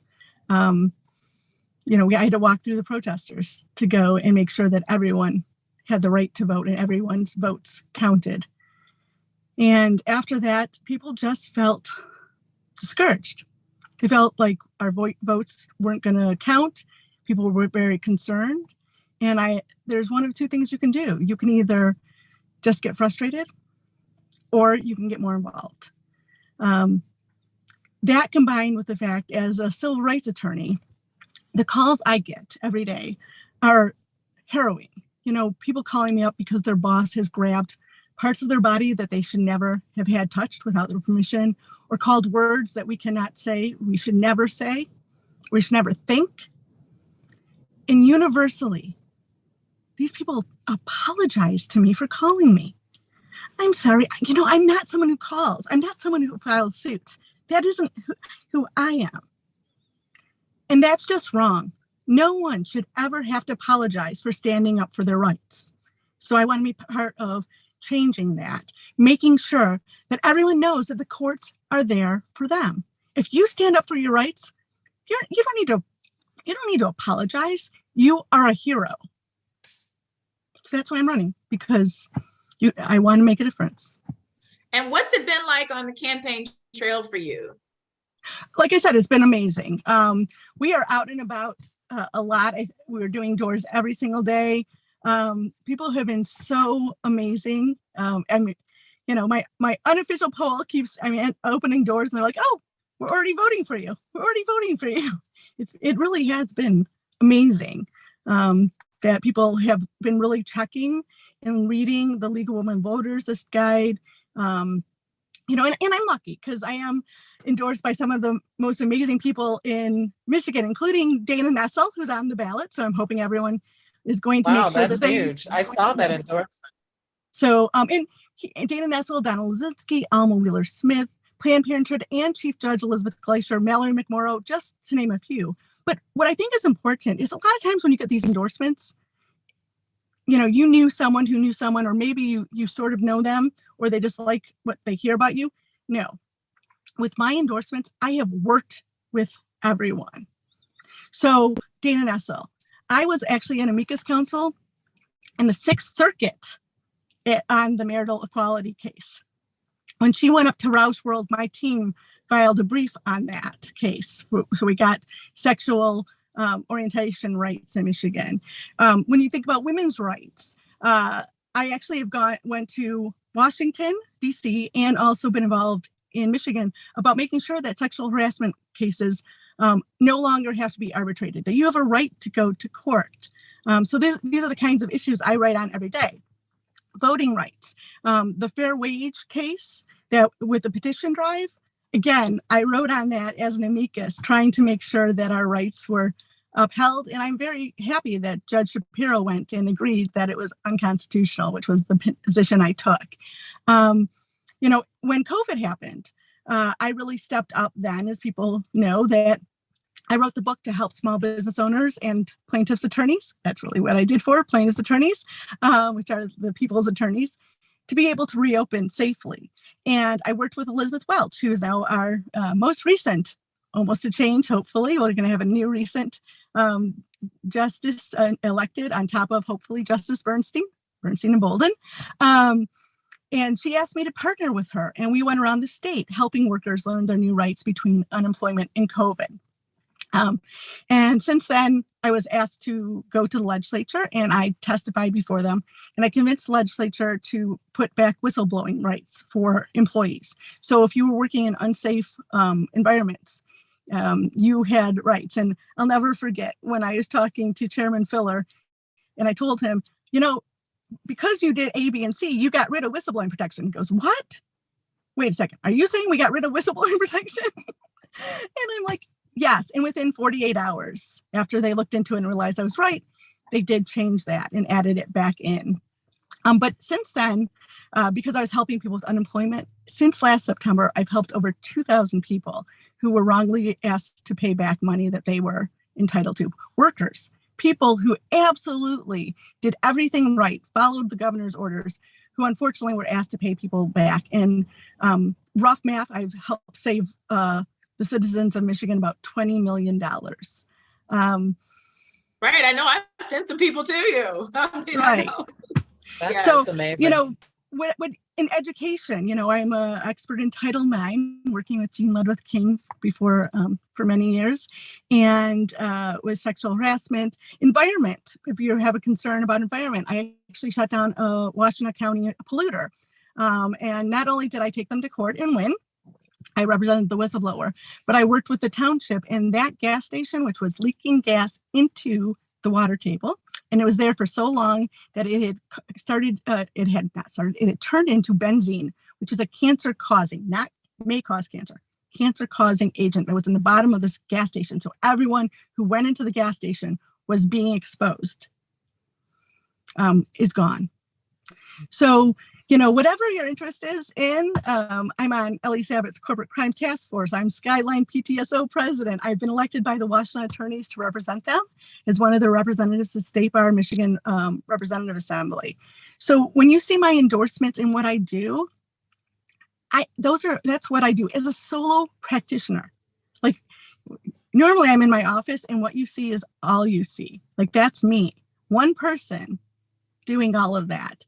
And what I know, I'm also on the State Bar Michigan's Courts and Civil Procedure Committee. So that means that I am part of some of the changes that have been going on throughout Michigan. And I'm really excited to bring even more of those changes to Washtenaw County, to bring more restorative justice, to bring more problem-solving courts, because I'm working already in those at the highest levels. So I can take away some of the red tape and make it happen. And transparency and accountability, day one. I'm already working with Elma Wheeler-Smith, because as a civil rights attorney, I don't need to wait for the system that the state is putting in. I'm excited that they're doing it because we need it statewide. But there's no reason we can't do it day one. We need to let people know what we're doing. They pay our salaries. We are there. We are accountable to them. And we can't be afraid to let them see what we're doing because we're doing it for them. And if they don't like what we're doing, we need to learn. We need to grow. We need to change because there is no place in justice for inequity. Right. And Marla, so That's if fantastic. somebody is listening and they want to help you, like if they want to donate or if they want to come pass out literature on Election Tuesday, where do they go? Well, just because I really do believe in ethics, I will not be mentioning anything about donations. However, Oh, I'm sorry. I forgot. Yeah, sorry. If they want to volunteer with your campaign. we are always looking for volunteers. You can go to marlaforjudge.org. We will be at the polls. We are doing door to door. We are everywhere. I am so lucky to have such a large team out and about and having so many volunteers, but there's 107 polls and I'd love to have all of them covered. So anyone who has a couple hours, especially on Tuesday, who would like to go and make sure that justice happens in Washtenaw County, please, contact me. I'd love that. That's And can I great, just thank Marla. people? Great. And one more- before you go, one Oh, quick sorry. question. Are you on the ballot as Marla Linderman Richelew or Marla Linderman? My full name is Marla Linderman Richelew. I am on the ballot as Marla Linderman Richelew. I have a son who's Josh Linderman, who will be adopted in December. My husband is Josh. Congratulations. So, thank you. My husband's name is Josh Richelew, so he will not be changing his last name. My daughter, who my husband adopted 2 years ago, changed her last name from Linderman and Richelew, to Richelew. So I want to make sure that my last name has both my kids involved. Oh, that's great. Fantastic. Well, thanks again. And thanks for taking time out. Your busy schedule will let you get back to the campaign trail, but it was wonderful to meet you. And we wish you the best of luck on your campaign. And, hopefully you'll be elected. I'm excited. Either way, I will be a positive force for the community. I'm already doing a lot. I think I could do more on the bench. But if it doesn't happen for me this time, I'm still here. I will still be helping everyone because that's really what drives me. That's Sounds right. I show up. Very I impressive. show Show up. up. All right. Well, Marla, it's been great seeing you and good luck. Let's go win. So good luck on the trail.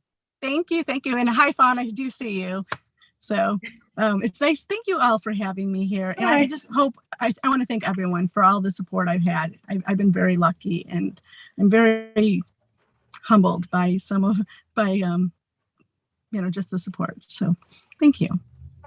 Right. You're welcome. Okay. So Fawn. Hi. Hello. I see you're on the trail too. So we know you're running for 14A2 District Court. So why don't you tell us about yourself? Like, tell us why you're running, how's it been on the campaign trail, things like that. Okay. My name is Fawn Armstrong, running for 14A2 District Court Judge. I've been a prosecutor here in Washtenaw County for the past 10 years. I did some civil law before that. I'm also a veteran. I did 8 years in the Army Reserves, 1 tour of duty in Iraq. I was enlisted, so I left as an E6 staff sergeant. I'm a mom. I have a 13-year-old daughter. Thank you for your service. Oh, thank you. Thank you for your service. Thanks. Yes, I enjoyed my time. I think it really changes you as a person, makes you more confident, gives you a lot of skills. But I had to get out because I had my daughter. So one of us needed to get out. Actually, her father is currently deployed right now in Kuwait. So she's a little sad about that. I'm currently remarried now to my husband is Christopher Shemke. He's a criminal defense attorney. One of the reasons why I decided to run, so like I said, 10 years at the prosecutor's office. So I've done all the district courts. I did appeals for 3 years, now assigned to circuit court. And we, at least in this county, have had a huge uptick in a lot of gun violence crimes. A lot of them are involving young people. And so a lot of CCWs, carrying concealed weapons. I talked to a lot of my officers about what's going on, and they said, you know, people are just carrying guns because they're afraid of other people with guns.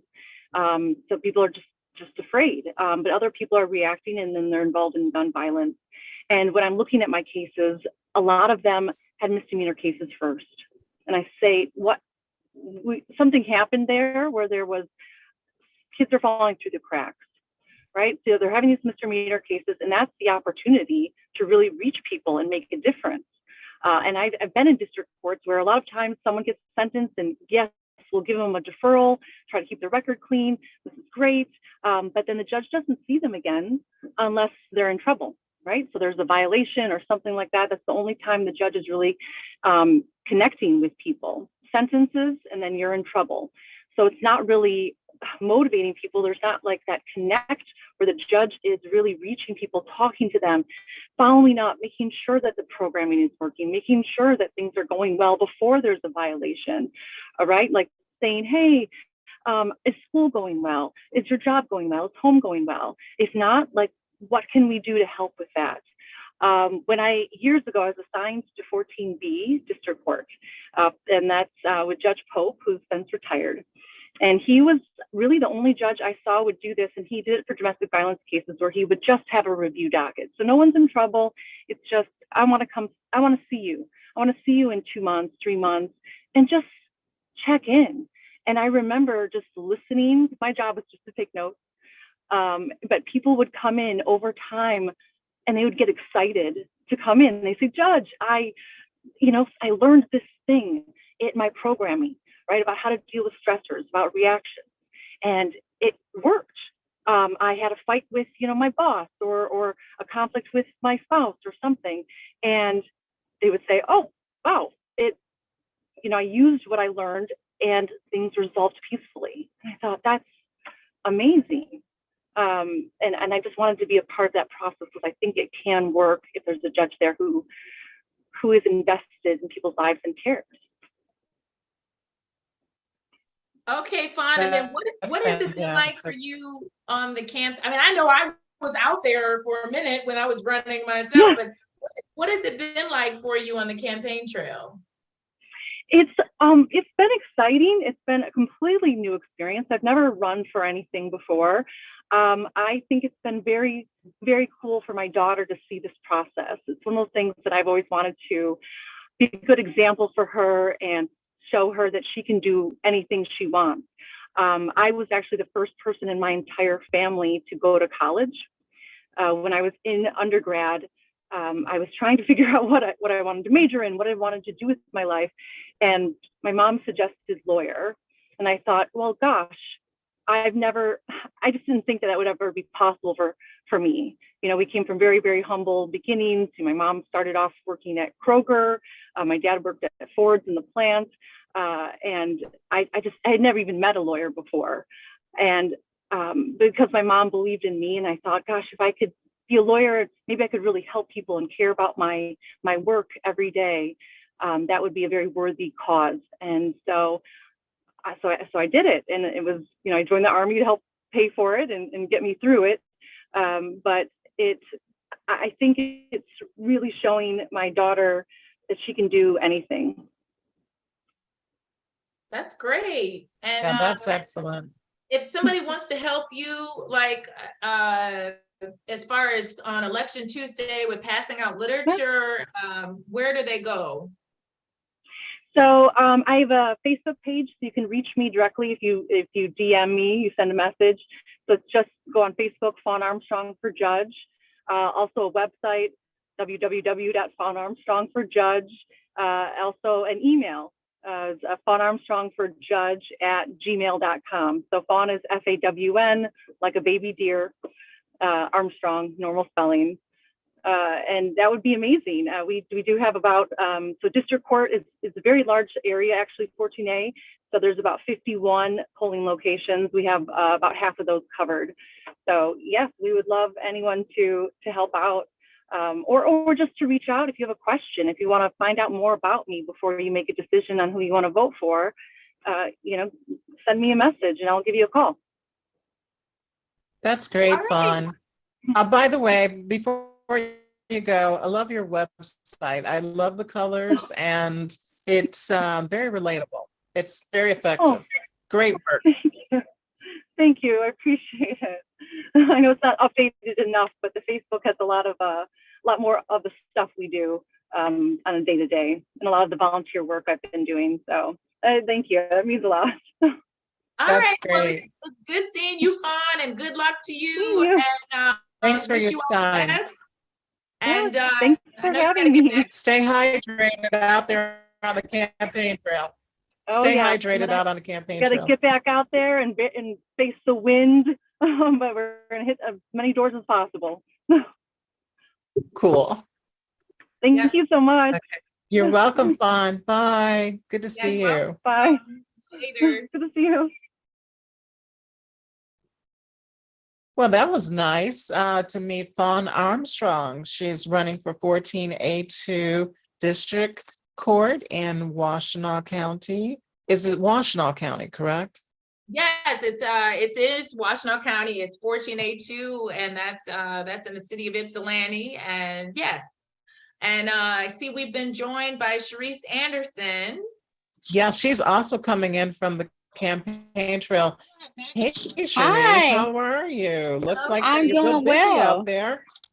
Great. Yes, we are out here door knocking in the beautiful township and city of Redford. Oh, Redford. Okay, that's real close to me. And how are the people? Are they receptive to you? Are people opening their doors? Are you leaving leave behinds, door hangs? What's happening? So people are very receptive to me. I am actually out here with Congresswoman Rashida Tlaib. And so she is giving me the art. Hi, Rashida. She's giving me the art of door knocking. We're joined by a member of the squad. So That she has is taught so me to cool. put a personal touch on things. And I think that has been very helpful and people are very receptive to that. So, yeah. Right. So why don't you tell our audience what motivated you to run for office? I know this is for the Third Circuit, Wayne County. So what motivated you to run? Yes, well, I wanted to be more involved in my community. And I thought about, I believe everybody has a gift and everybody should operate in their gifting. And so I wanted to run for judge. I felt like the Third Circuit Court deserved to have judges that are accessible to the community, judges that look like the people that they serve and understand the experiences of the people that they serve. And so that was one of my main reasons for running for judge. Okay, and then how long have you been, why don't you tell our audience, how long have you been on the campaign trail and what has it been like? So I made the decision to run back in July of 2021. And so I've been out ever since. The first leg of my campaign was door to door to actually get signatures to get my name on the ballot. I needed 4,000 signatures to get on the ballot. I was able to obtain 5,600. And so then this last leg has just been getting my name out there. And I think that people have been very receptive and very surprised that judges or people that are running for judge are actually out in the community knocking doors. And many people say that they're glad that we're out here because otherwise they wouldn't know who to vote for in terms of the judges. Now that's right. I get calls. I often get calls from people. Who are you voting for? Who are you supporting? Yeah. And also what's been Charisse, important. Sure. Did you do any radio ads or billboards or anything like that? Yes, I did radio ads on 92.3 FM, also the 99.9 Praise Network.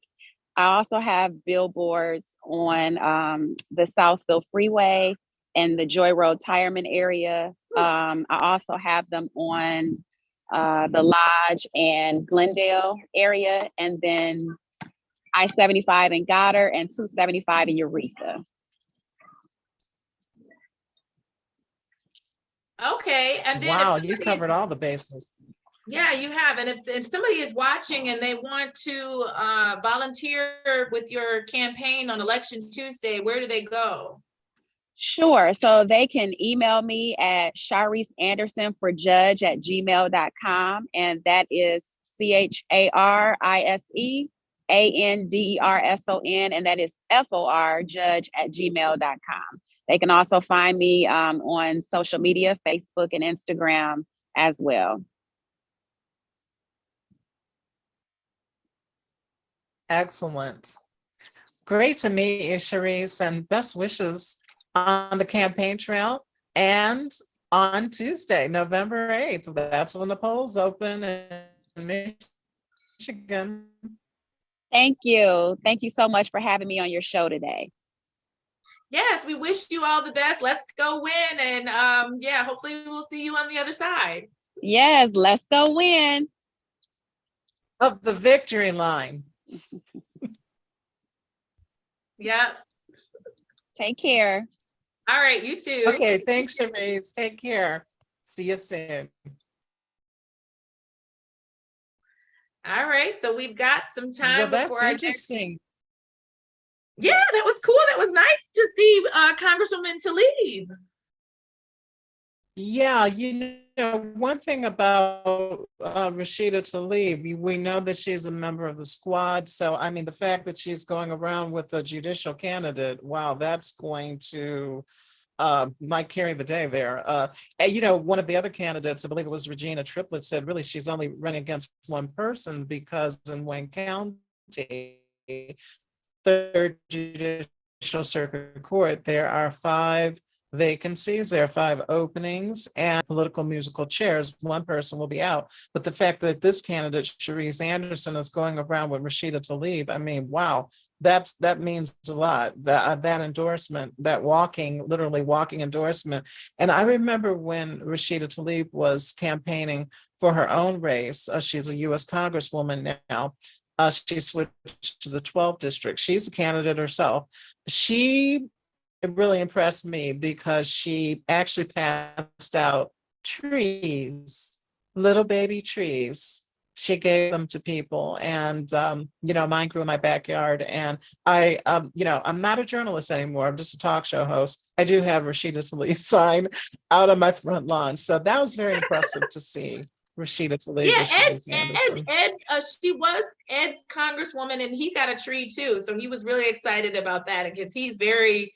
My partner Ed has, you know, he has plants all over. He has plants in Detroit and Van Buren and here in Nipsey Township. So he, yeah, definitely. He said she was Congresswoman Tlaib was very personable. Yeah, so I think that's great to have that.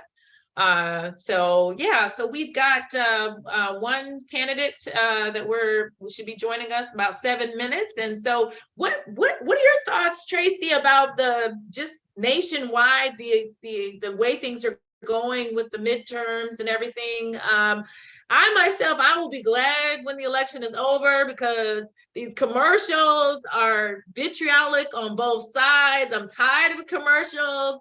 I'm just like, oh my gosh.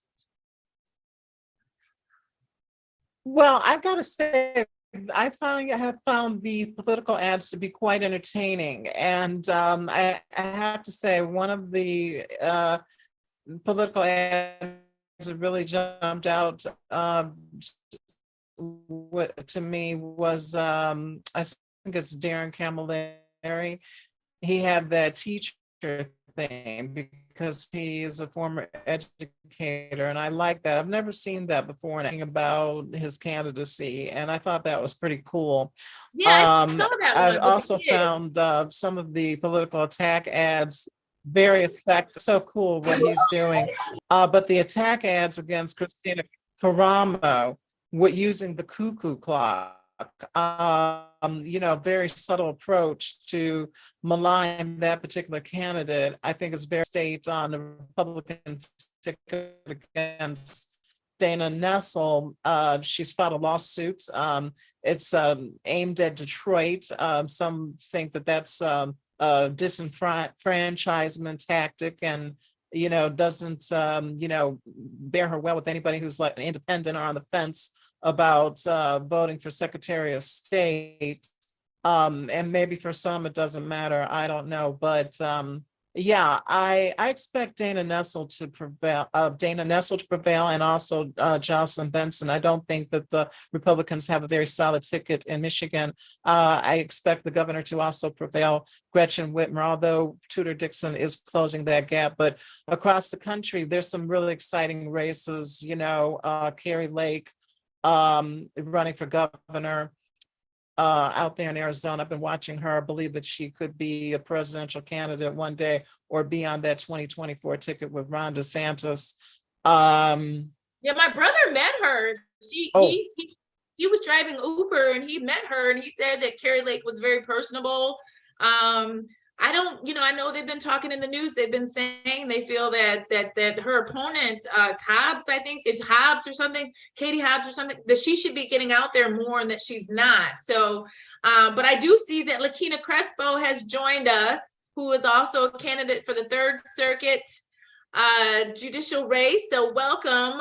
If you could unmute yourself and introduce yourself to the audience.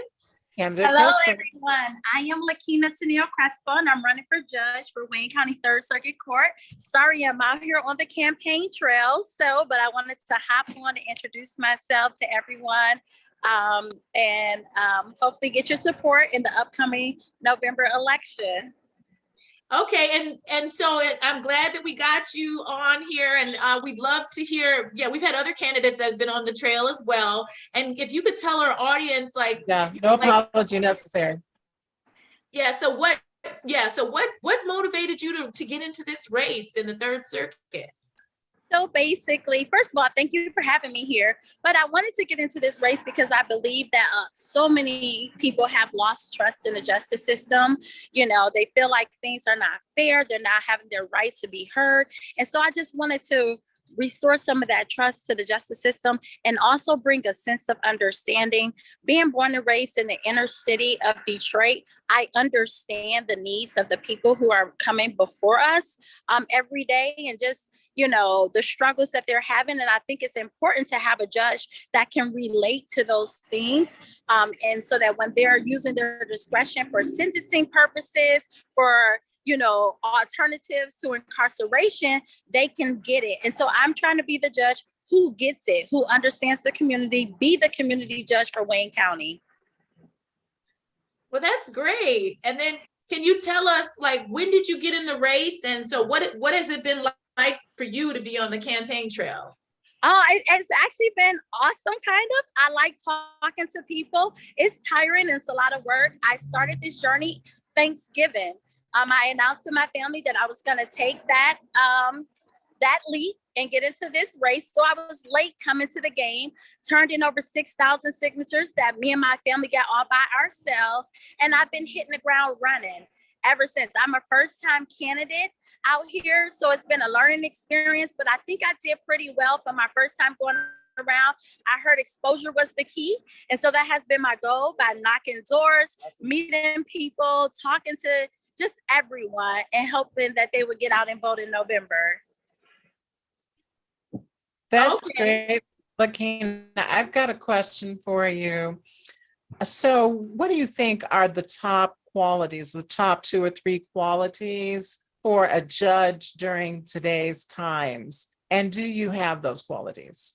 Well, I do believe that in addition to your legal experience, meaning doing trials, I believe that your actual personal experience is a quality that's needed, because that's not something that can be taught to a judge. That's something that you already have. So I do believe you have to have some personal struggles, trials, and tribulations so that you can understand the people before you. On top of your legal experience, I do believe that you also need trial experience to have been in front of judges and juries, and being able to understand all sides of the law. And I think you need to be flexible in learning the law. I have experience in criminal, family, juvenile, civil, labor. And so I'm well equipped to sit on any bench in the Wayne County Third Circuit Court. And so I think that having that wide range of experience, and I also been on both sides of the V, meaning plaintiff and defense side. So I think having that experience is very important for our next judge. Right. And then if somebody is watching you today and they want to come and volunteer on Election Tuesday and pass out your literature, where do they go to, or how do they do that? They can always email me, LaKena at crespoforjudge.org. And they also can contact me at 313-921-3703.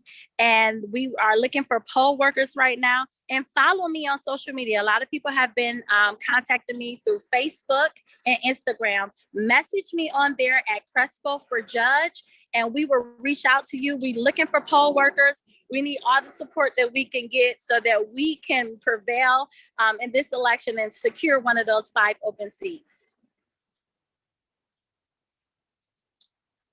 Well, that's great. That's great. LaKena Crespo, candidate Crespo, one last question before you go. Yes. You have a multitude of experience based on your fabulous background, legal background. Do you have, I'm sorry, my internet connection's a little unstable, high wind in county.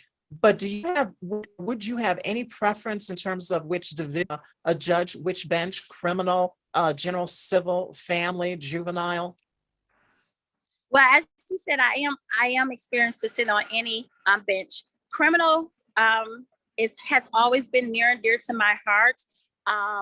However, after learning that we have no African-American sitting judges in the family division, I would love to be there so that someone can relate to Black families that are appearing before the family court.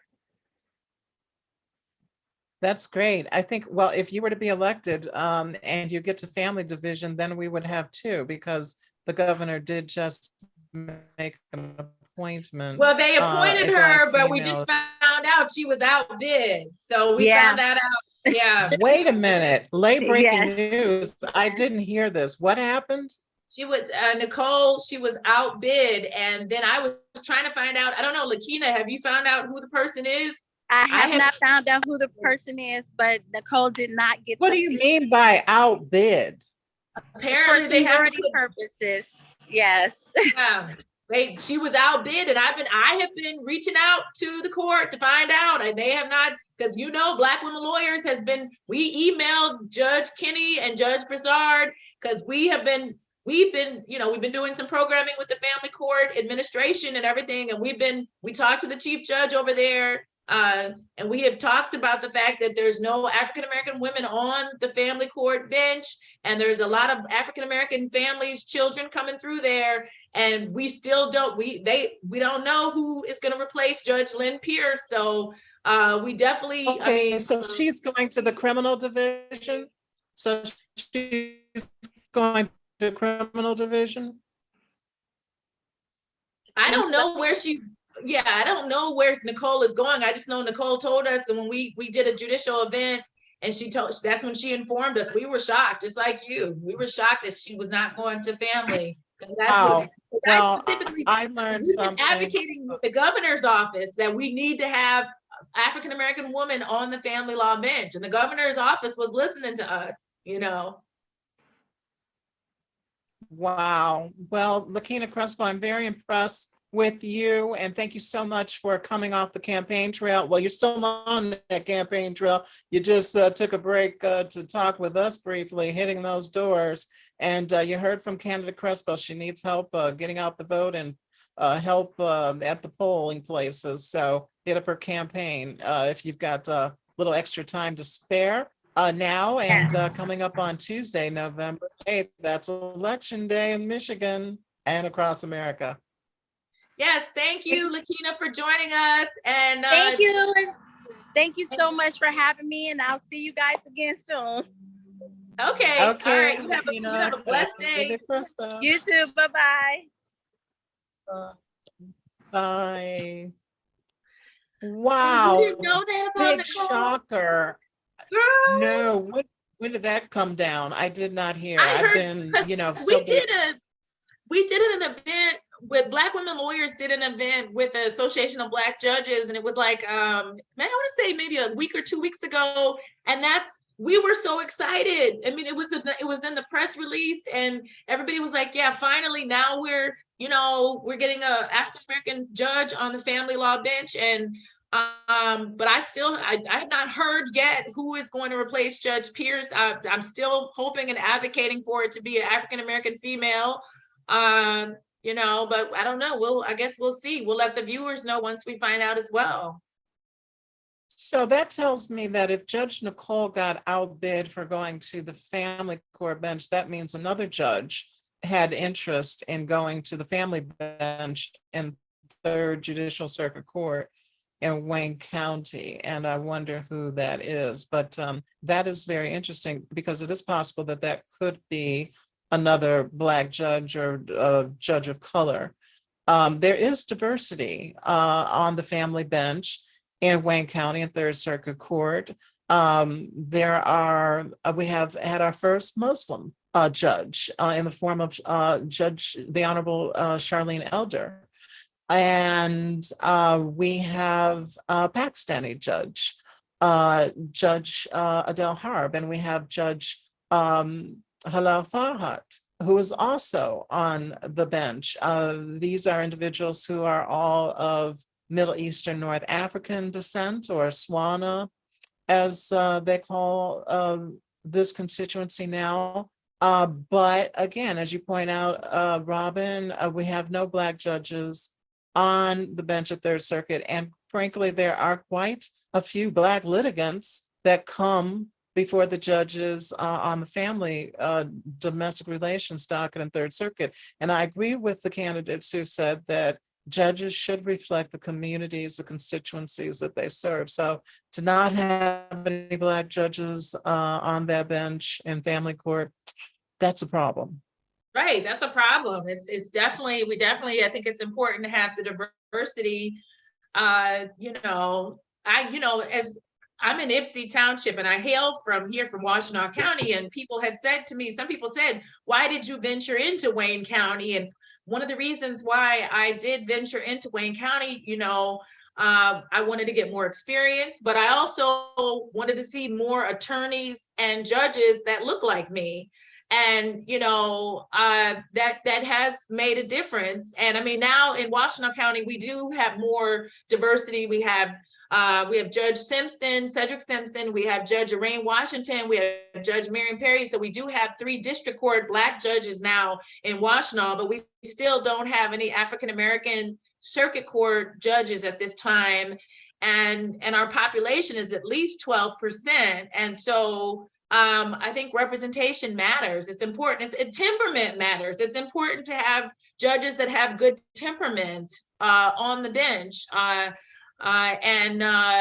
We had Nick Hathaway on earlier, and I was in his court, and I would say he had a pretty good temperament. I was in there, I want to say maybe 4 years when he was as a referee. He had a good temperament. That makes a big difference, because you and I both know some people get on the bench and they become judges, and it's like they forget themselves. They get that, they call it the black robe syndrome. Or black robe-itis. Yes, I've heard of such. And they are. And I do. Well, as to Nicholas John Hathaway, he's running for 3rd Circuit Court in Wayne County, and he's a white male. And Nicholas John Hathaway is a candidate who I have personally seen operate as a referee, and he is compassionate, and he is fair, and he's reasonable. In fact, he's been criticized for having those qualities by some in the past. And so, I go by behavior. Yes, it is important to have representation, people of color on the bench, Black people on the bench, if they're serving that constituency or period. But that is not to discount candidates who are not candidates of color, who do exude the qualities of, for example, Nicholas John Hathaway, who is extremely qualified to be a judge. He said earlier he's been doing it for 13 years. And I personally support him. I make no secret of that. I do want to see him on the bench, and I would love to see him on that family court bench in Wayne County. Now, do I also want to see Black judges on that bench? Sure, absolutely. But there are 5 seats. And there are 6 candidates. And I do believe that today, Robyn, we have spoken with individuals who are candidates who will be ascending to the bench in Wayne County and Washtenaw County. So, and I hope that this special has helped voters out there decide who to cast ballots for if they haven't done it already. In fact, if someone has already sent in an absentee ballot, and they have heard from a candidate here today, they can spoil that ballot and they can go vote in person if they want to change their mind. That's all part of the voting rights. So that's already on the books. You can do that now. And I am looking forward to Proposal 2 passing to expand voting rights in Michigan. And in fact, the other proposals as well. You know, I'm not really quite sure about the extension of the term limits, though. What do you think about that? Yeah, that's proposal? Yeah, you know, and I'll say first. Yeah, and I'll say first that I'm glad that we got the candidates that we got to come on. I mean, obviously there are other candidates. I support Kyra Bolden and Bernstein and Tanisha Yancey and everything, and I'm sure they're out there on the campaign trail. But as far as the proposals, for me, I'll start with Proposal 3. I voted yes on Proposal 3 and Proposal 2. Proposal 3, that's reproductive rights, right? Okay, reproductive rights. Proposal 2 was dealing with voting rights. That was, now Proposal 1, I voted yes on that, but I felt they should have broken it up. It should have been 2 proposals because one is accountability and transparency with elected officials, and the other one is extending term limits. It's in some ways it's reducing term limits because right now, if it's 3 terms, 3 2-year terms for state rep and 2 4-year terms for state senate. So Proposal 1 would make it 12 years. So you could do 12 full years as state rep, 12 full years as state senate, or you could do 6 of state rep, 6 of state senate. So there've been, some people have said that the way that the limits right now, 6 years for state rep and 8 for state senate, that is not enough time for people to really make a difference. Because you're constantly running. You're constantly running, especially for state rep, because it's only a 2-year term. You're constantly running for office. Well, having just run for state rep my first time, I'm like, people do this? I mean, I even think about Congress, for running for Congress every 2 years. You've got to be out there. You have to ask for endorsements. You got to beg for money. You've got to knock doors. And it is no joke. And the concept of having to do that every 2 years, I mean, you know, before I've thought about what it would be like, but now having had that experience, I'm like, that is, you know, and there were some people on the campaign trail that were thanking me. They're like, thank you for doing this. Because they're like, you didn't have to do this. You didn't have to get out here and run. And I didn't prevail, but I did learn a lot. And I'm glad I got it off my bucket list. You know, will I run for something else? Well, you came real close and you almost won. So, and, you know, there's a recent report that says that, you know, most candidates do not prevail on their first run. It does take a second or third run. So if you do decide to run again, Robyn, you're going to hit it. It's all about timing. And, you know, there are other factors. And so I commend you and applaud you for your candidacy and, you know, running in this election cycle and performing in an outstanding manner. And, you know, I do see you in office someday soon. So, you know, when you are running as a candidate in a campaign, you take away things from that campaign experience. You learn and you use those skills for your next campaign. And I thank you. You supported me. I appreciate your support. Quite welcome. My pleasure. Yes, and I wish I could have helped more, but you know, I wasn't familiar with that particular district. And then you had redistricting come in, and that changed the game a little bit too. That I believe that had impact. You know, we had Anthony Eade on earlier. He's a commissioner with the Michigan Independent Redistricting. It's a little bit of a tongue twister. Redistricting Commission, MIRC. And we're gonna have him come back and talk more about what they're doing, because you know, it makes you wonder, are they going to serve until 2030, the next census year? And I'm so sorry that we did not get a chance to talk with US Representative Debbie Dingell. She signed on, but was having apparently some technical difficulties, because I have some questions about redistricting for her. She's now running in the 6th congressional district. She moved to Ann Arbor. She has an opponent who says, don't send me money. I don't want your money. I just want your support. So I you know, had quite a few questions for Congresswoman Dingell, but we didn't get a chance to talk with her. Well, she's my congresswoman. She's always been very supportive of programming that I have done, you know, with Black women lawyers.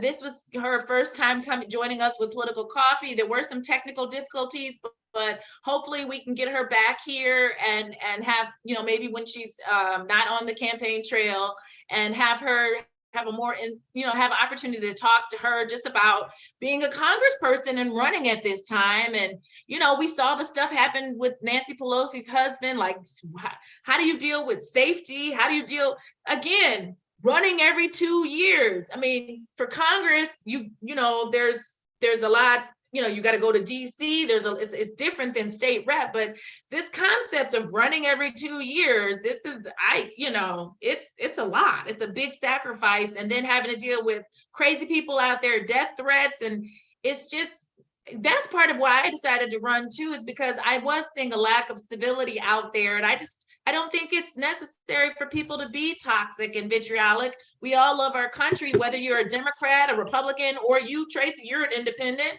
and Anthony's an independent. And, you know, I think that America is one of the best countries in the world. There are people that would love to be here. And, you know, and for people to run for office, you know, that's the beautiful thing. But they shouldn't have to worry about threats to their lives and all this crazy, wacko, crazy stuff that's going on. They shouldn't have to worry about things like that, Robyn, but they do. In this age, election security is a hot topic. In fact, we were going to have a guest on today to talk about election integrity and election security. We'll do that another date. But you know, everyone has to be safe out there, even the voters and the polling workers, you know, the people who are actually counting the ballots. You know, there's going to be increased security this election cycle, and it's very necessary, because I don't know what's going on here, but I think it's a combination of the aftermath of the pandemic combined with the turbulent political times that we find ourselves in, and people are acting out. People are getting violent. I mean, my goodness, January 6th, we've never seen anything like that happen in US history. And yes, the recent attack on the speaker's husband, Nancy Pelosi's husband, Paul Pelosi, who was just released, discharged from the hospital. How does something like that happen? And in 2022, going on 2023, as humans, as a species, aren't we supposed to be evolving and getting better and treating each other with more humanity? It seems as if we're almost going backward, and that's an unfortunate thing. And I know that many people are fed up with politics. You know, that is why many people are turning independent, that people want other options, third and fourth viable parties. That is why I'm independent. I consider myself a powerful swing voter, and many feel the same. I'm just going to vote for the best person. It could be a Republican, it could be a Democrat, it could be somebody from the Green Party, the Libertarian Party, the US Taxpayers Party. I don't know. But whoever I feel is qualified, I'm going to vote for. And that's what my ballot looked like today. I didn't do any straight ticket voting because I'm an independent. I don't see any straight ticket voting for independents. So yes, I voted for, you know, all sorts of people from all different parties. And I did flip the ballot and made sure that I voted for the proposals and for all of the judges. Right. And I mean, that's the beauty of America, is that you have that freedom to vote for whoever you want to vote for and support whoever candidates, for me, I tend to lean towards progressive African-American candidates, but there are some candidates that are not African-American, that are white or other cultures that I've supported. And, you and I know from being lawyers in the courtroom, how some folks act, and even dealing with some of the state reps, state senators, how people actually, there's how people are on TV, and then there's how people are in reality. And so I think it's important to try to go for the most, the people that we believe are really out there trying to make a difference and really care about helping people. I think that's what makes a difference, and I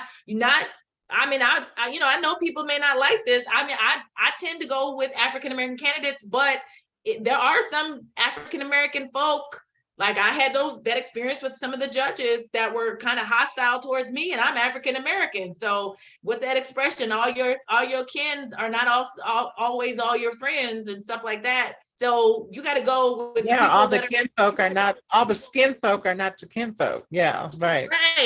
Right. I heard of that too. Now I have a different approach. I, believe I go by behavior. And so, I'm going to vote for whoever I think is qualified. I am not partial to candidates of color. I'm partial to people who I believe are qualified and who have shown me respect and dignity and treated me right. And that's who I vote for. Would I like to see Black representation in the city of Detroit? Yeah, but we have two, very qualified people who, they're running as Democrats, and it appears they're going to win because, frankly, no Republican ever wins out of Detroit. And I'm talking about Congresswoman Rashida Tlaib, who we saw earlier on the show, a member of the squad. I mean, she's active out there.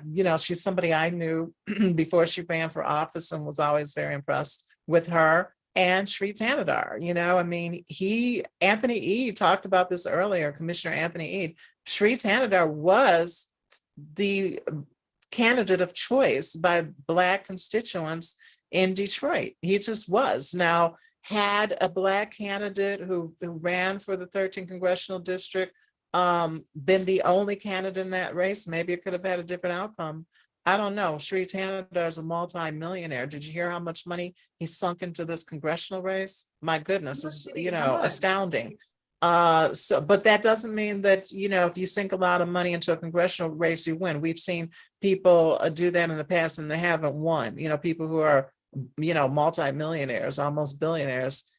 But it did work for Sri and people like Sri. And one thing I could say several glowing things about Sri Tanadar, but he is a hard worker. He gets out there and he knows how to campaign, and people like how he shows up. People, when I say people, I mean voters, like how he will show up at their community events, and that shows that he cares and that he's listening and he wants to take action in U.S. Congress. And frankly, I always predicted that Sri Tanadar would end up in U.S. Congress, and full disclosure, I told him that in the past. So here he is. You and I talked about him for Sri. We talked about him on the show when he lost the governor's race, but he saw where he had the most support, and he relocated and he went where that's what they say. The strategists say, go where you have the most support.